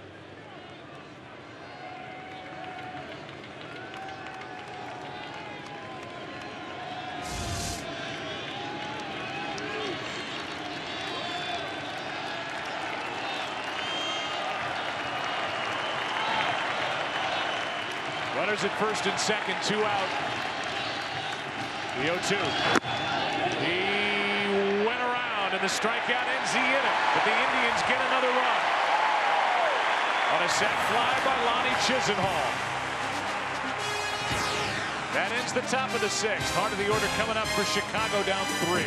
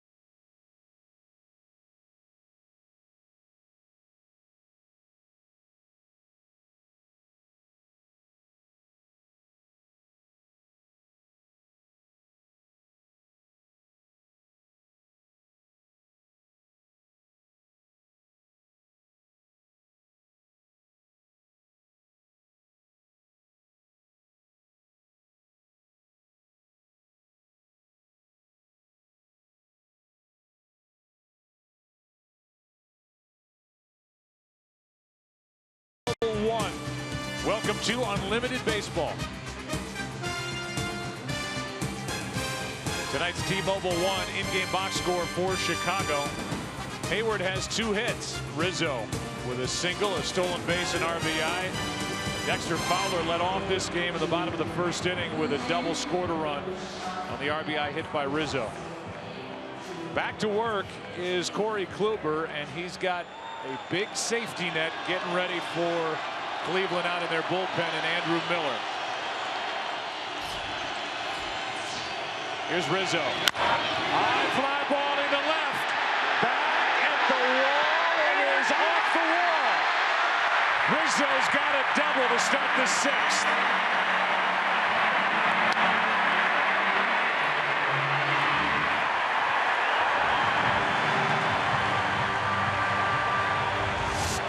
Well, it's the first pitch, swinging fastball, something I thought they could do a little more of. And normally this ball is gone. But the wind kept it in. Great try in left by Dyer.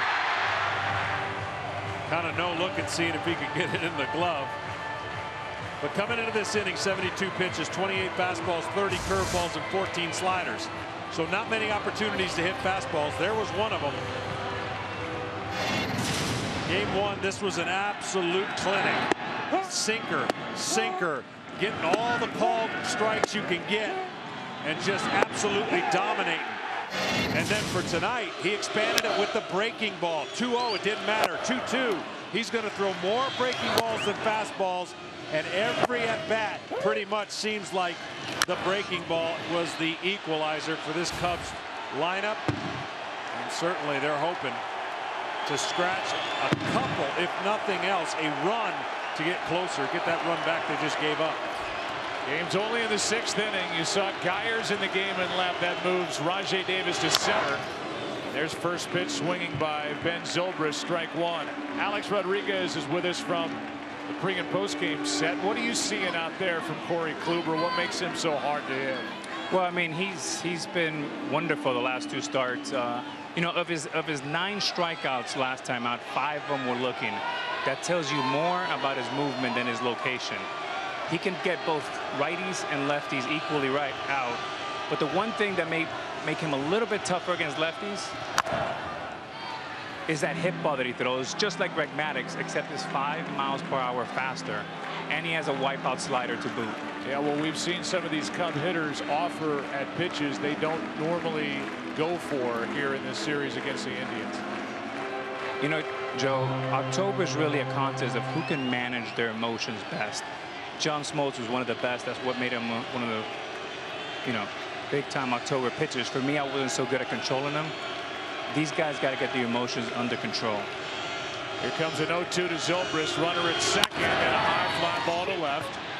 Geyer coming on to get it. 1 out.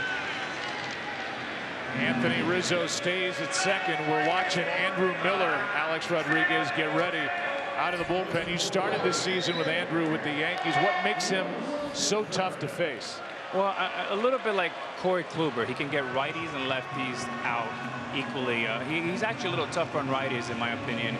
And the more you see him, the better he will get. I was a little concerned with the 6-day layoff. And yesterday, he was right back to being himself. He was awesome. Alex, thanks. So now Wilson Contreras with a runner at second, 1 out. It's just another case now in this series. Man on second, lead off, and they haven't moved him. You want to get hits, and I get it, but you also have to find a way to get the right outs, and the right outs would move the runner over into position to scratch closer. Corey Kluber has worked out of the first game, man on second, nobody out, and he's done it already this game. He's just pitching accordingly to the Cubs' aggressiveness and not discipline. Another swinging strike for Contreras, who has suddenly gone ice cold, 1 for 11 in this World Series, and that might accent the point you just made with Zobrist not getting the hit but not advancing the runner. Rizzo at second, 1 out. 0-2 the count on Wilson Contreras. Struck him out. And chasing a breaking ball down and out of the strike zone. That's strikeout number 6 for Corey Kluber. Well, it's just good matchups, right-handed hitters for the Cubs, and the young right-handed hitters expanding the zone, wanting to make something happen.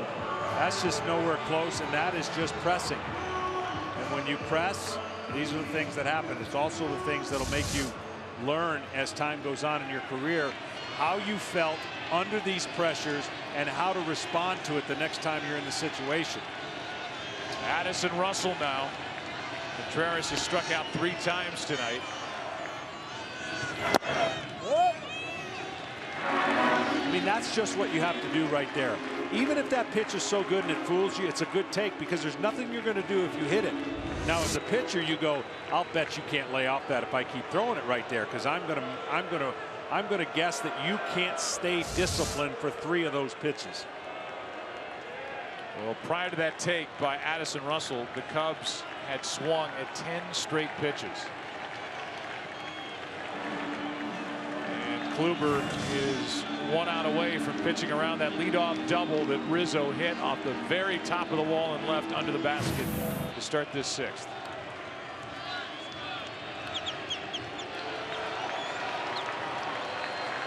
Cubs ask for something from their young shortstop. Not hard hit.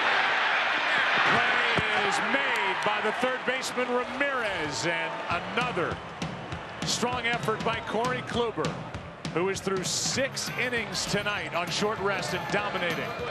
Indians up by 3. Back after this from your local Fox station.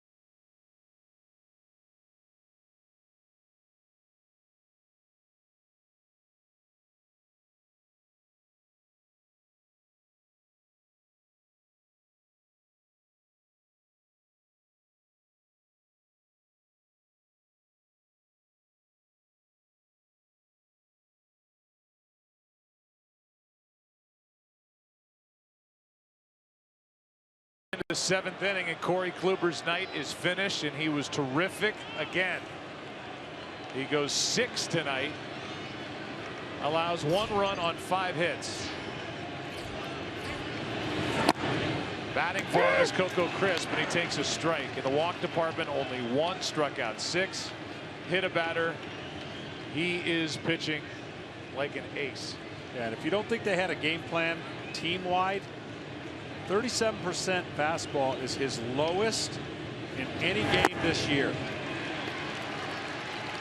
That's just reading the information, taking it in, and executing. And the Cleveland Indians so far, pitching-wise, to their offense of the Cubs, not showing any cracks.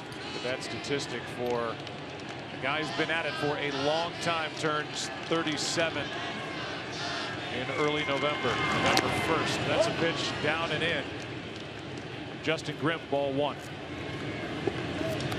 Coco Crisp is on that stat, got the only RBI last night, a pinch hit single to right center field to score the 1 run.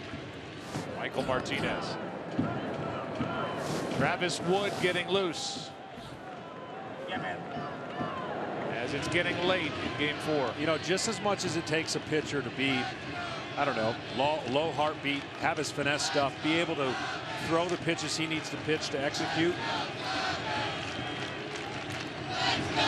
The same thing for a hitter, to trust that he can be patient and look for one area and not expand. I've known guys that could say, I'm taking the first pitch, and they go up to a postseason game and they say they're going to take the first pitch and they swing, because something happens when they get in there, and wanting to make something happen for their team, they can't stay disciplined because the pressure of the moment wins out. Well, Corey Kluber didn't look like he had any pressure on him at all. Crisp checks his swing, 2-2. And until you've gone through it for the very first time, even though they've had the Division Series and NLCS, and you get this postseason experience, it is the World Series. It happens. You get anxious. Here is a 2-2 pitch. Tom Verducci, what are you seeing down there? Well, the Cubs thought it was advantageous to see Corey Kluber a second time. You saw early in the game they made some adjustments on that 2-seam fastball getting off the plate. The problem is they saw a different Corey Kluber. 2-seam heavy in game 1, breaking ball heavy here in game 4. So when teams see Corey Kluber a second time, his ERA actually goes down a full run. And guys, I love the comparison Mickey Callaway made to Corey Kluber, not to a baseball player, but to the golfer Bubba Watson, because Corey has such an ability to shape the ball. He's better off moving the ball with the 2-seam fastball and, of course, spinning the baseball. 3 balls, 2 strikes. Coco Crisp having a good at bat now after falling behind. This one into center field, falling in a hurry. Under the glove of Fowler for a hit, and Crisp digging for second. He will make it. Hustling out of the box, and Coco Crisp has a double.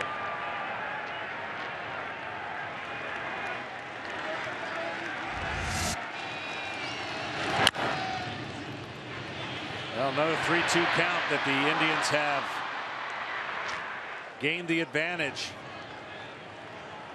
Coco knows as soon as he hits this ball out of the box, he's thinking 2, because if this ball drops, well, maybe he wasn't thinking 2. But nonetheless, the late hustle gets him in there once the ball got by Fowler in center field. You can see Fowler got there, but although he ticked it with his glove, couldn't make the catch. Now Rajai Davis shows bunt as Grimm spins and looks back at Crisp at second. So another successful pinch hitting appearance by Coco Crisp.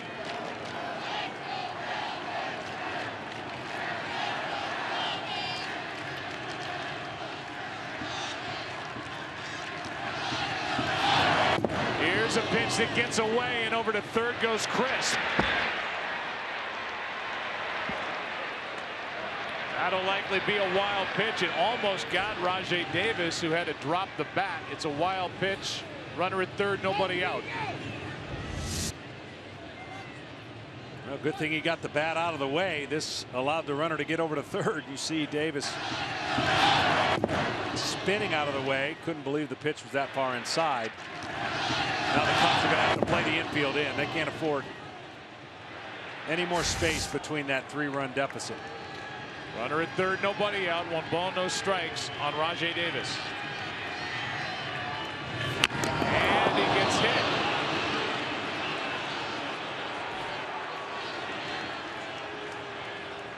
Sounded like, it looks like by the reaction from Davis, that got him on that guard on his left arm.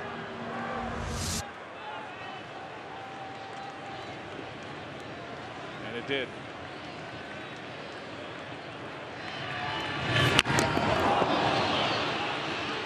Travis Wood is in the bullpen. Jason Kipnis is coming up, and Wood will enter.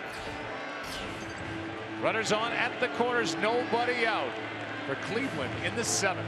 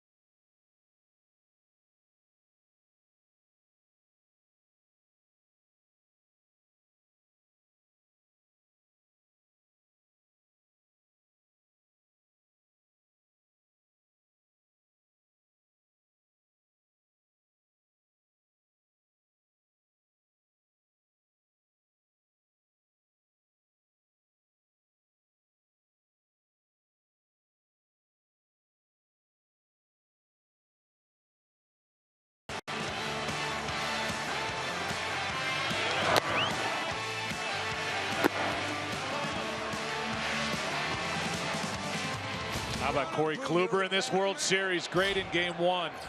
Terrific in Game 4. He leaves leading 4-1. A chance for the Indians to add to it. First and third, nobody out.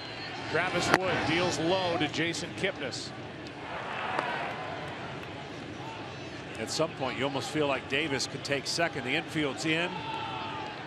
I don't know if they concede it. Davis, good speed, left-hander on the mound. Here's a 1-0. Good swing by Kipnis, a ball and a strike. Lackey went 5. 3 runs on 4 hits. 2 of the runs earned. Montgomery 2/3 of an inning. Justin Grimm now exits after 1/3. He leaves with 2 runners on. Hands that over to Travis Wood. Here's a 1-1. Ball 2.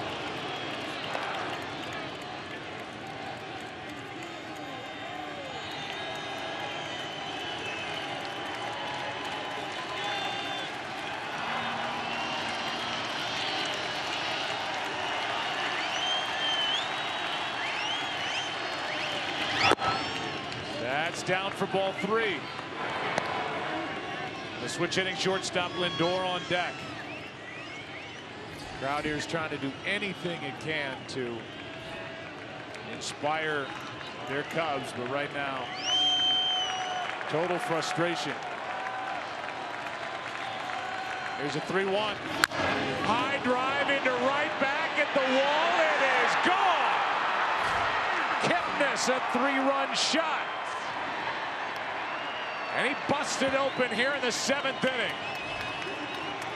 From Northbrook, Illinois. And around the bases here at Wrigley Field, he's made it 7-1. Discipline, discipline, discipline. He sat there, waited for his pitch, got to a 3-1, and you see what they're doing back home. They are absolutely loving this moment, as is Kipnis.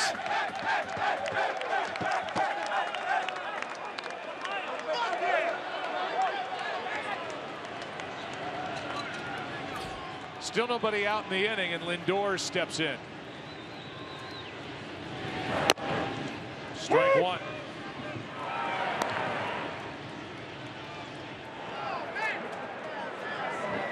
Two home runs into right. One by Santana in the 2nd. This one by Kipnis in the 7th. The Cleveland Indians have put on a clinic in 2 games on how to put pressure into making other teams, especially here the Cubs, make mistakes. They've had runners on. They've executed when they needed to with runners on second, moving them over or getting a hit.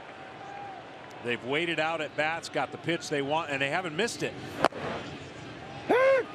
Whereas on the other side, the Cubs frustrated because 3-2 counts, 2-2 counts. Corey Kluber kept making those pitches and got in and out of any trouble that he was in by executing fantastic sliders or curveballs. Lindor sticks the bat out, grounds it to first, and Rizzo wins the race to the bag. Back to the home run. Well, he waited out a 3-1 fastball. He gets it, and he doesn't miss it. I mean, this ball cuts through the wind, almost similar to Santana's home run. Perfect swing. Hard to believe that the Indians have out-homered the Cubs. What is that, 4-0 now? Yeah. 2 tonight, and then the 2 by the catcher Roberto Perez in game 1. Cubs have yet to go deep in this series. Here's a good breaking ball in for a strike to Carlos Santana. The 29-year-old who grew up a Cubs fan, a little over a half hour north of here, has just blown it open. 7-1. Here's a rocket into left center field off the bat of Santana, red hot. 3rd hit of the night.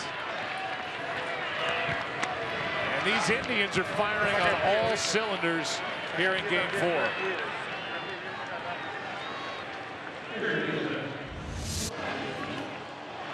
The reaction of Corey Kluber. Yeah, watch your head. I've hit that many times in that low dugout. Jumping up for joy after somebody's done something. Oh, man. And they're going crazy at Progressive Field back in Cleveland, as they are closing in on a 3-1 series advantage. Well, like I said, this holds up. Kluber guaranteed one more start. Cleveland's hoping that he doesn't have to push to that start, and Chicago is pushed against the limit in elimination game for the first time. John Lester will be on the mound trying to keep their teams, again, if they keep this 6-run lead. I'm a little surprised Miller's still up. With a 6-run lead, you might think they could have switched to somebody else, but he's coming in. And I think the only thing Terry Francona would say to you is, we want to keep them down.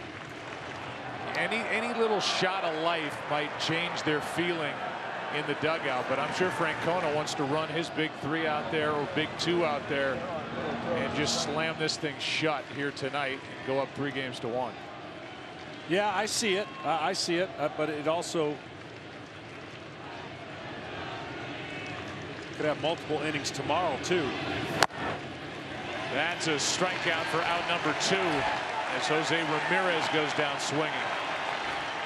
And it's the other side of the coin, because tomorrow it's John Lester for Chicago against Trevor Bauer, who has had a tough time this postseason pitching deep into games. He's still got the lacerated pinky on his pitching hand. He'll have to handle the bat tomorrow night, which he didn't have to do in game 2. Here's Chisenhall. Lonnie has reached on an error, fly out, hit a sac fly. Strike 1.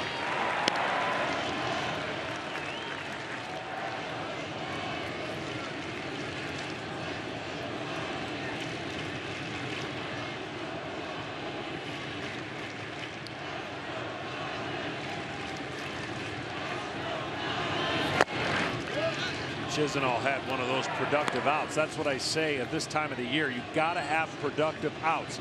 Sac fly, drives in a run. Ground ball to the right side, gets a runner over. Those are the things clubs have to seize. Whatever the other team gives you, you've got to take it. Here comes a 1-1 to Chisenhall. And the Indians have done it. Strike two.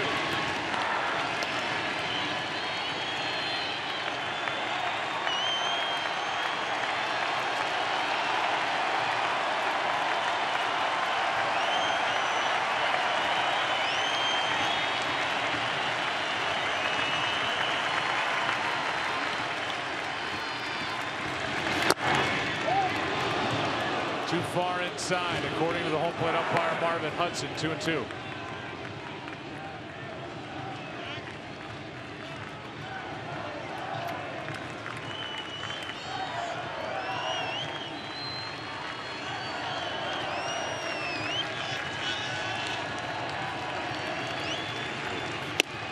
Full count.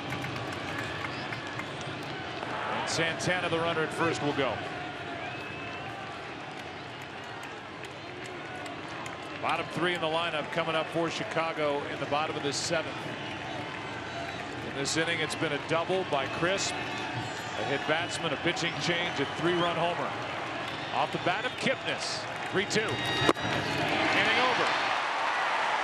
But the Indians are having fun again tonight at Wrigley Field as they lead by 6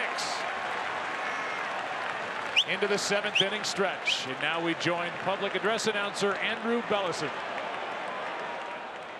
Tonight's guest conductor for Take Me Out to the Ball Game, actor and Chicago native Vince Vaughn. All right, Chicago. Sure as God made green apples, someday Chicago Cubs are going to be in the World Series. Well, here we are. Let's win this thing. Let's heat it up here in Wrigley. Help me sing loud enough so Harry can hear us. All right. A 2, a 3. Take me out to the ball game. Take me out to the crowd. Buy me some peanuts and Cracker Jacks. I don't care if I ever get back, 'cause it's root for the. If they don't win, it's a shame for everyone. Out at the old ball game. Let's get some wood, Chicago. Let's do this. Let's do this. Here we go.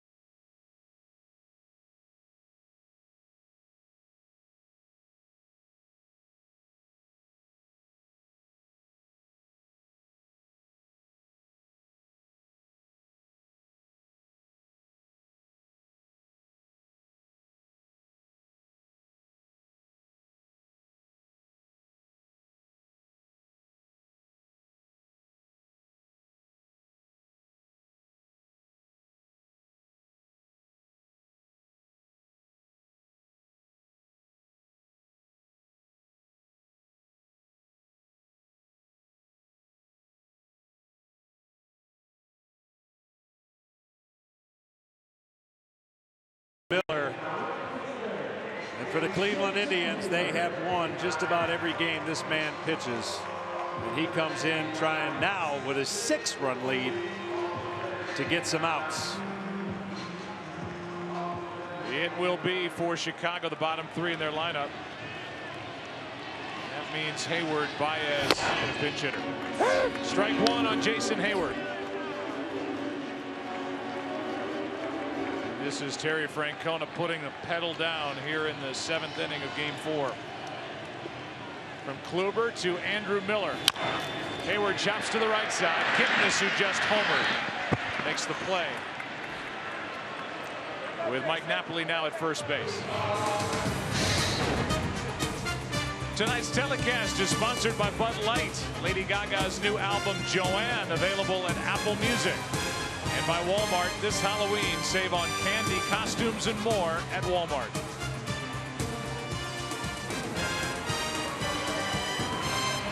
It's amazing when you get to the postseason, especially the World Series, having played in 4 of them, how the storylines change so quickly. How the team got here, all the success. And then when you don't have it, how quickly you can lose confidence in parts of your ball club. And when you get in a position, you just have to redefine the simple things, starting with tomorrow. Again, if the Cubs don't rally.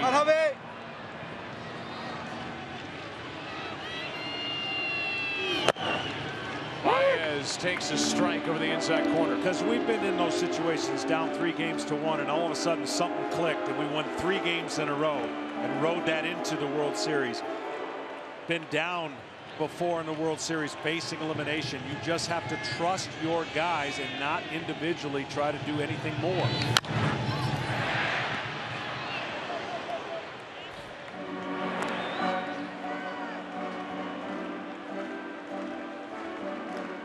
Well, the count goes to 0-2 on Javier Baez. And we welcome you inside our broadcast booth. I'm Joe Buck along with John Smoltz. And this has been the Cleveland Indians so far, just putting on a clinic in games 3 and now 4. A little pop up left side for Lindor. 2 out. And what Joe Madden talked to us about before the game was about how this young club is going to mature, and he said you're going to see much better at bats as we go forward, but he's aware that this lineup trying to do a little bit too much right now. Yeah, I remember asking him earlier, are you concerned about some bad habits or things that might come out of this? And he said not really, but as you look back, and as he will look back, that point he made to us was directly to that. He says guys will learn from this, we will get better, but he has prepared them for moments. Here's Almora, line drive into right, and it's a quick and easy 6, now 7-pitch inning for Andrew Miller. And they come fast when Miller's on the mound. We go to the 8th inning. Indians will bat up by 6.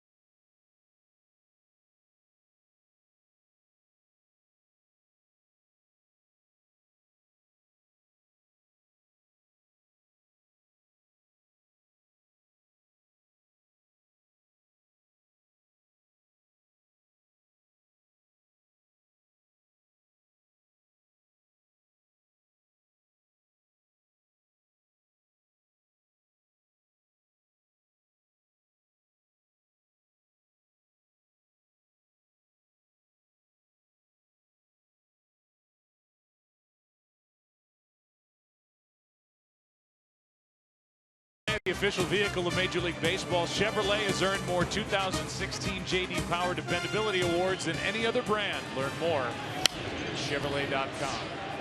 Hector Rondon, former closer, now setup reliever, takes over in the 8th. It's Roberto Perez, then Brandon Geyer, then Mike Napoli, who's sitting in the number 9 spot against the right-hander Rondon.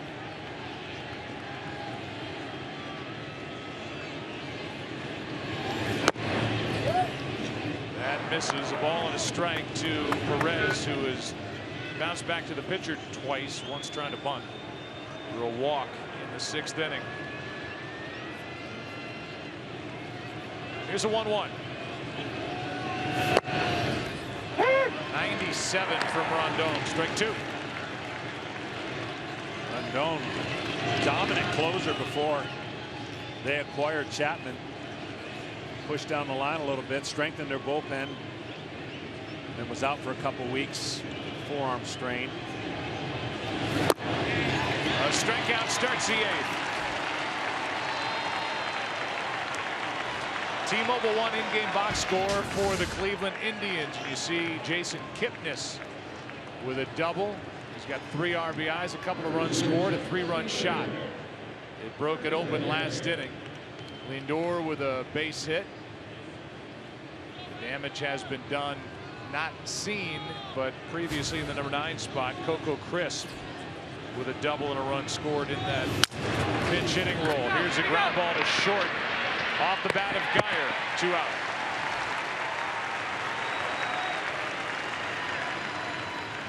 Well, if you're John Lester getting ready to face the Indians for a 2nd time here at home, you're basically saying, not on my watch. Regardless of what happens in this game, you want to be able to pitch your team a little bit deeper, 7 innings, and then hand it off to Chapman and take your chances in the next 2 games in Cleveland.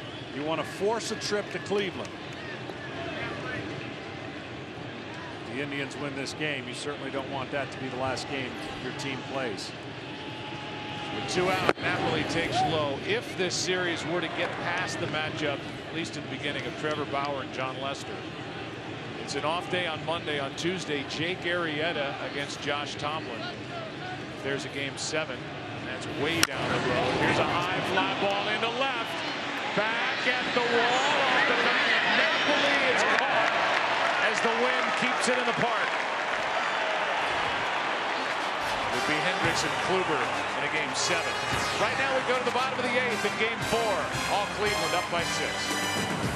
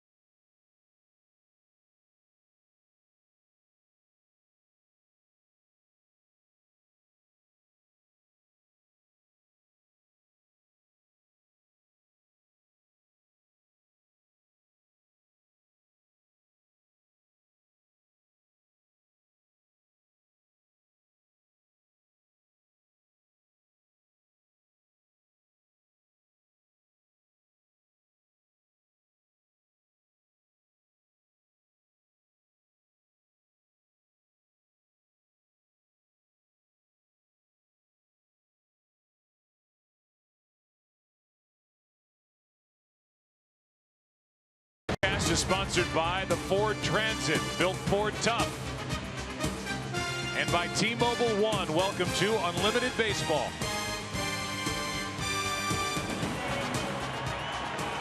Bottom of the 8th inning, top of the lineup for Chicago. That means Dexter Fowler against Andrew Miller through 7 pitches to get through the 7th.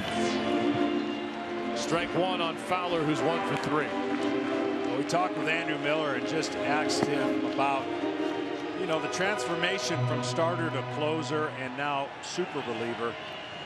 What clicked? How did he get more comfortable with throwing strikes? He said it wasn't one thing. He just became a little bit more fluid with his arm release, and the fastball slider combination as good as it gets. He's off that third base side of the rubber, barely got his foot out of his toe on the inside part of the rubber, and he's created a very difficult angle for right-handers with his length and arm. 97 for Andrew, who is working more this year than he ever has out of the bullpen in a big league season, but he said the adrenaline of the postseason is carrying him through. That and great stuff. 2-2. So Terry Francona is trying to get 2 innings out of Miller, and again with Trevor Bauer and John Lester, the scheduled starters tomorrow night on Sunday night, Game 5.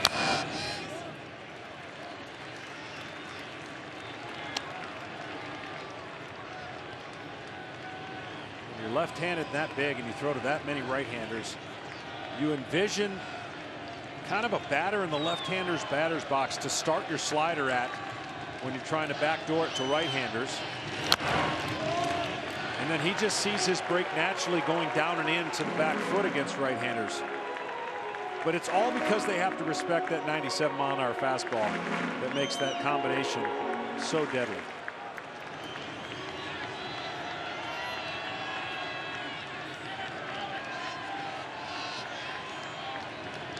A 2-2.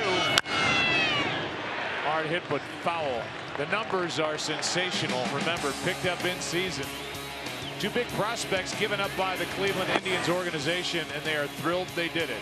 8 appearances for Andrew Miller. 8 wins. When he comes out of the pen, the Indians win.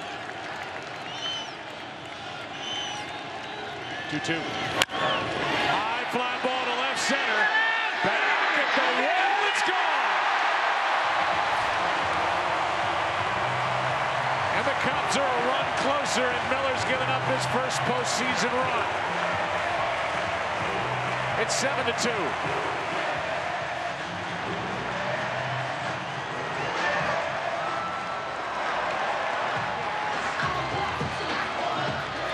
One of the few bad sliders that Miller has thrown, and Fowler didn't miss it. Talked about the 368 gaps. That's where the ball will go. You got the big scoreboard in left and another scoreboard in right field.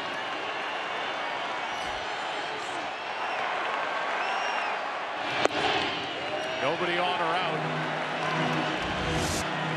See, this ball's supposed to be buried in. It stays over the middle of the plate. Kind of know it when you let go. See the spin, not the sharp break that we're used to seeing. Here's a 1-0. Hard hit, but foul off the bat of Chris Bryant. And I understand it. I really do. I understand what Terry Francona is doing, but I just think multiple innings in this situation, more looks. See how it plays out.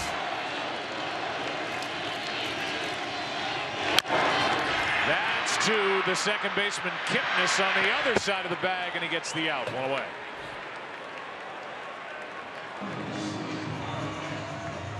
Earlier this evening, to help recognize the culmination of its Priceless Causes campaign, MasterCard presented a generous $4,250,000 donation raised through its Priceless Causes campaign for Stand Up to Cancer by its co-founders. MasterCard would like to thank all of its cardholders across the United States and Canada who helped raise millions of dollars simply by dining out with their MasterCard and getting together for a priceless cause. With 1 out, nobody on. Here's Rizzo. He's had a nice night, been on base 3 times. Strike 1, an RBI single. A stolen base in the first, hit by a pitch. Doubled to lead off the 6th inning, and Kluber pitched around it.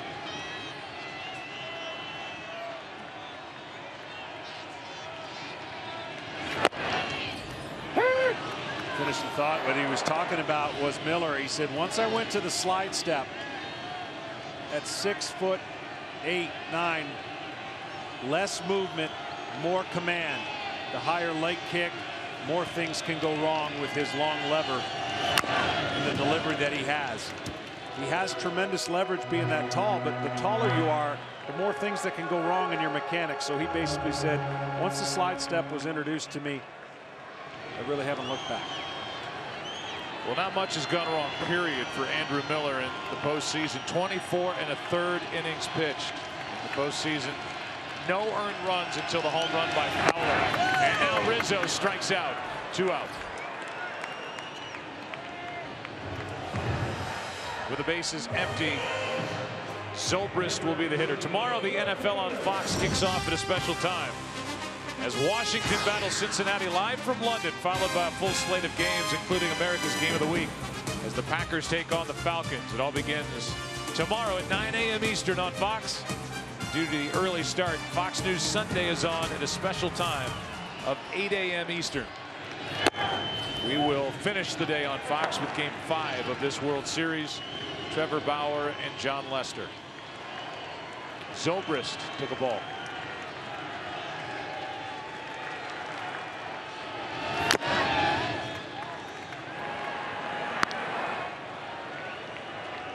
So at least 25 pitches tonight. Andrew Miller worked in last night's game. Went more than an inning and a third.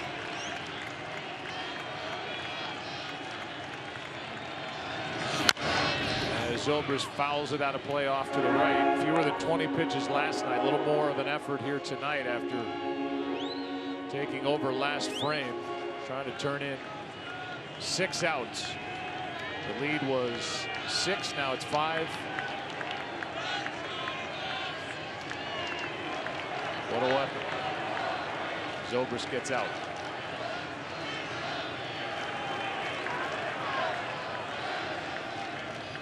With 2 out. Ball 2. Now, once they got Miller, winning the 5-inning battle has been unbelievable for Cleveland, and they won the 5-inning battle again today. Getting the lead and then turning it over to this pen. Zobrist went around, and after throwing 17 pitches last night, 27 tonight, and Andrew Miller gets 6 outs, finally gives up a run, but it turns it into a 5-run Cleveland lead after 8 in Game 4.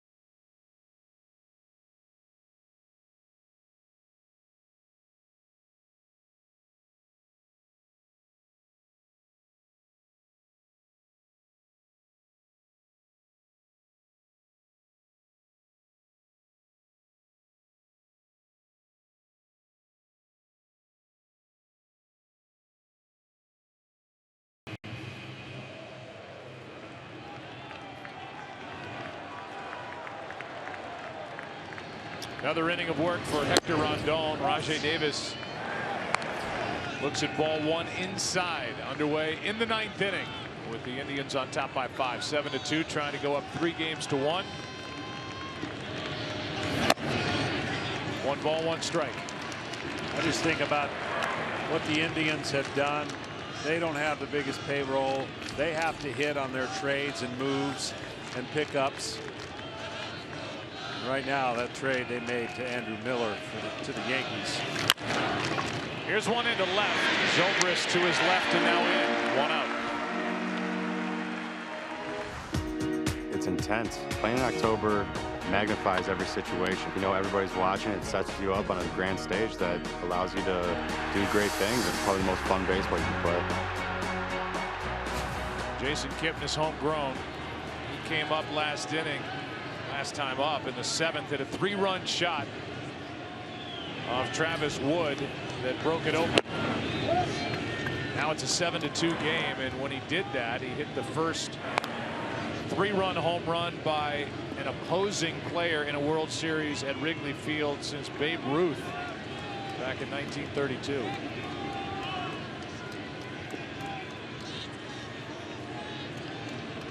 One-0 pitch is lined into left, and Kipnis has had a big night. He's doubled, homered, and now singled. On with 1 out in the 9th. And I would say that ankle's feeling better. Here's some history for you. Did you hear the sound of that bat? Yeah, that might have been added after the fact. 37-year-old Babe Ruth. Here's the called shot. Was he yelling at the dugout? Was he calling his shot? Who knows? 2 home runs. Game 3 of the 32 World Series here at Wrigley. Here's one into right off the bat of Lindor.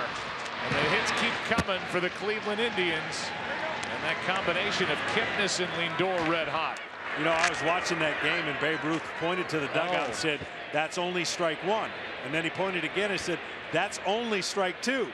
So he knew he had another one, and he deposited it. And then bang. 3-run home run of Charlie Root in the 1st inning. And this man was there. Retired Supreme Court Justice John Paul Stevens as a 9-year-old boy. In 1929, he attended his very first baseball game, which was Game 1 of the World Series.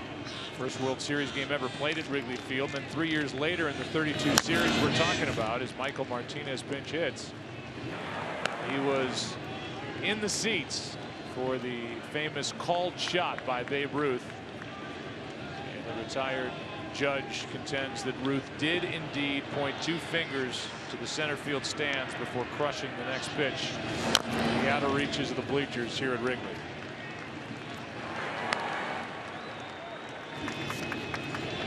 All right, so I didn't see it, but I read it.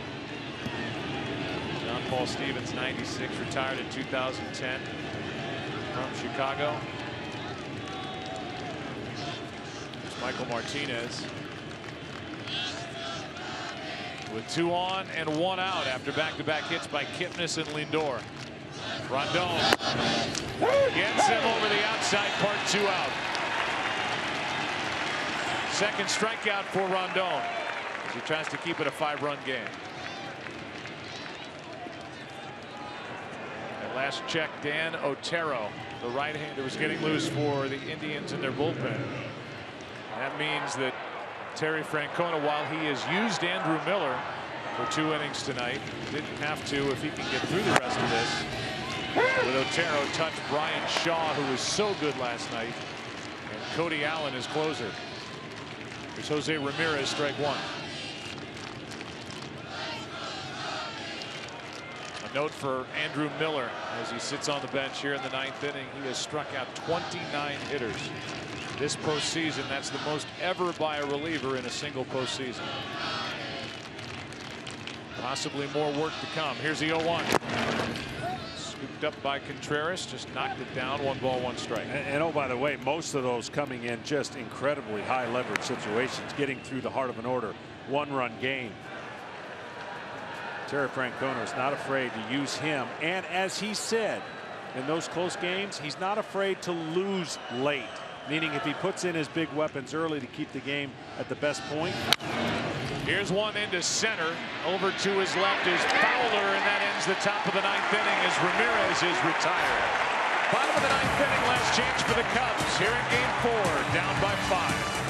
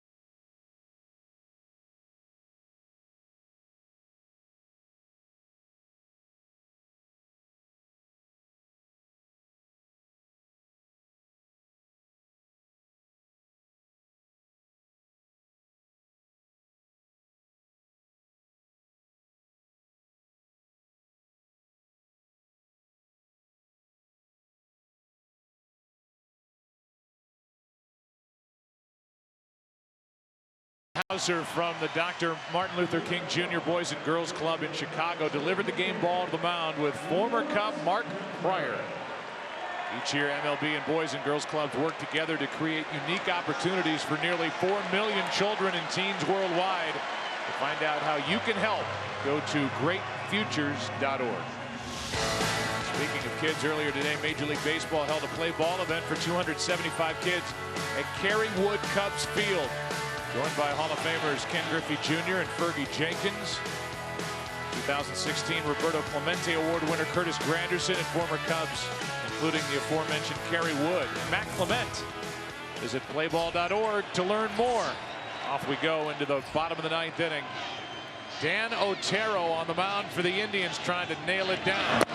Wilson Contreras takes a strike, and he's now 1 for 12, Contreras, in this World Series, and tonight 0 for 3 with 3 strikeouts as Corey Kluber just had his way with him. A lot of breaking balls down and out of the strike zone. Counts 0-2. And Contreras has been taking the first pitch. You saw him right there, bunt. It's one of the better pitches to hit, and then he just expands the zone after that. So a formula the Indians have been utilizing so far this series. Easy chopper right side. Kipnis. One away. And an 0 for 4 night tonight for Wilson Contreras. Tonight's telecast is sponsored by the Ford Transit. Built Ford tough. By MasterPass, the simple, secure way to pay. And by State Farm, here to help life go right. One out, nobody on. Here's Addison Russell 0 for 3. This will be a different looking Cub lineup tomorrow night for Game 5.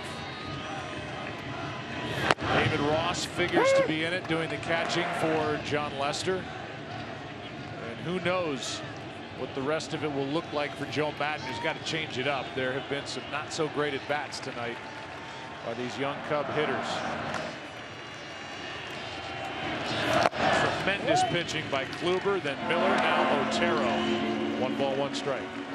Yeah, there has, and they've exposed again the weakness of some of the young players. And there's Kyle Schwarber, who was not cleared to play the outfield.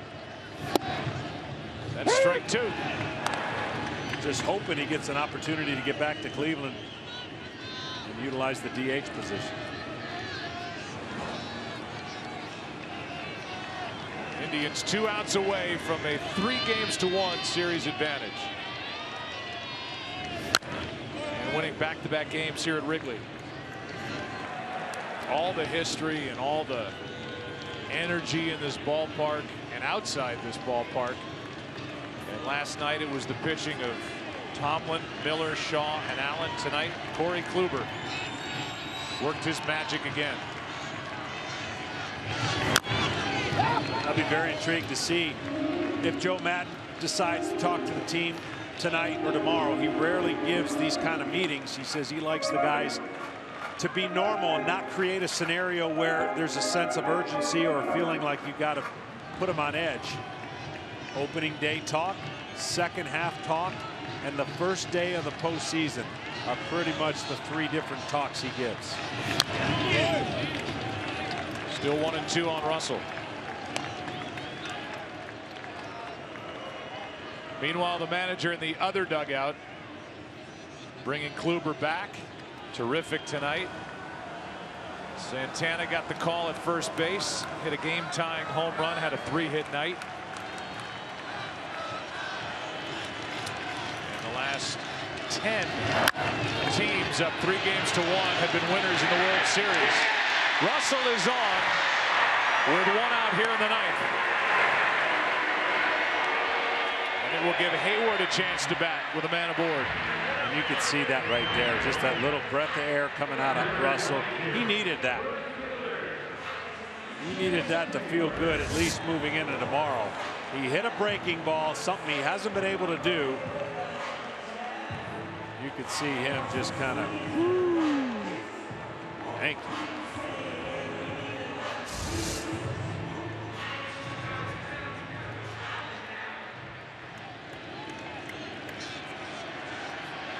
Jason Hayward 2 for 3 tonight. Little flare into left. That ball might drop. Out to get it is Lindor. Throw behind the runner. Back safely is Russell, who will stay put with 2 out. Almost doubled up as Lindor went a mile to catch that pop-up. Yeah. Also, Russell slid in to look like the shoe or something, flexing his right hand.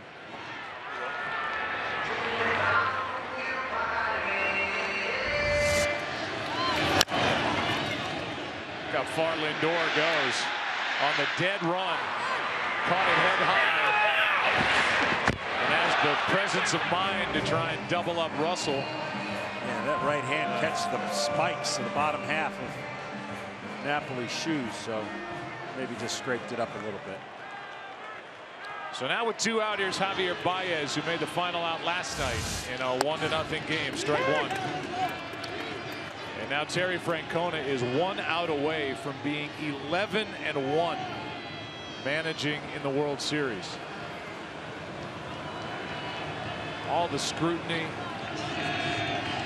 the decisions, the tension, he handles it extremely well. 1 ball, 1 strike. It's really when his personality comes out and he has the ability to keep his team loose, say the right thing, not panic. He can laugh at himself. Yeah, the only thing he did say is yesterday was such a stressful game, he didn't enjoy any of it. He said for the first time. Strike 2. And the Cubs down to their final strike.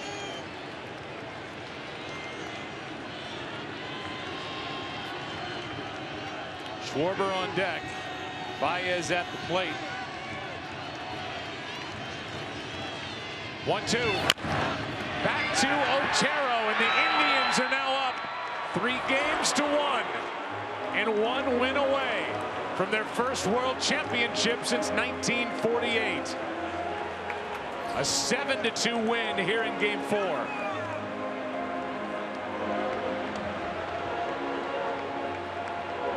every phase of the game. Impressive tonight. You could say the same last night for the Indians, who've won back-to-back games here at Wrigley. Well, every team that wins a championship has something unique you can't always measure. Certainly you can look at statistics, but inside the clubhouse they have something very unique, and they believe in themselves despite their injuries, and they are a confident bunch that was not one bit intimidated as they marched through Boston, Toronto, and 1 game away from the Chicago Cubs. How about Corey Kluber? 2-0 in this World Series. And he goes to 4-1 this postseason. He has pitched 12+ innings, and he has allowed just 1 run to the Chicago Cubs, and it came tonight in the first inning. And that lead was gone in a blink when Santana homered in the top of the second. And the Indians were off and running. That's the scene here at Wrigley. There's the scene at Progressive Field back in Cleveland.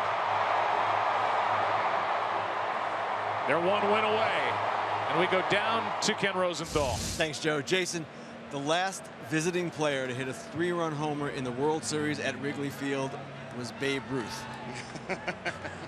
Being a local guy, what does that mean to you?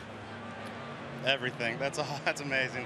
Haven't been going the way I wanted to at the plate, but I've been just plugging away, staying at it, because I know one at bat might be big. And tonight found something a little bit again, and came up huge. The offense finally bailed out our staff. You grew up coming to games here. What would it be like to win the World Series at Wrigley Field? I don't know. I really don't know. Can you imagine it? I'm starting to. I got a lot of friends and family here. And to be able to do it in Chicago, that mean a lot. Last question. The reception you got in the dugout, what was that about? That's been my home run cheer. I think a bunch of guys have a bunch of different ones, and mine's kind of been like the wedding chair, basically, where you get hoisted up and get carried through and give some high fives, but everyone's got some different ones, so that's my fun one. All right, Jason, congratulations. Joe, back to you. That's great. The wedding chair. Is that a new one for you? That's a new one for me. What a night tonight for Jason Kipnis. A 3-hit night. Corey Kluber gets the win. 2-0 in this World Series, and the Indians are 1 win away from their first World Championship since 1948. Let's send it over to Kevin Burkhardt and the guys on the set. All right, Joe, thank you very much. Still a party out here in Wrigleyville, but it's almost an Indians party for real. 3-1, they now lead this World Series. Another dominating pitching performance from the Indians tonight. Frank Thomas, Pete Rose, Alex Rodriguez, and I'm Kevin Burkhardt. We got a lot to do in this postgame coming your way here on Fox. Interviews from the field. We'll go back and have plenty of those for you. Alex Rodriguez will tell you, even though it's 3-1, why it's not over for the Cubs and how they can come back in this World Series. But it is all Cleveland so far. Yeah, the World Series back in Wrigley for the first time in 71 years, but the Indians have shut it down. These fans still going, though, in Chicago. Their hope for their Cubbies. The postgame show on Fox. We're back.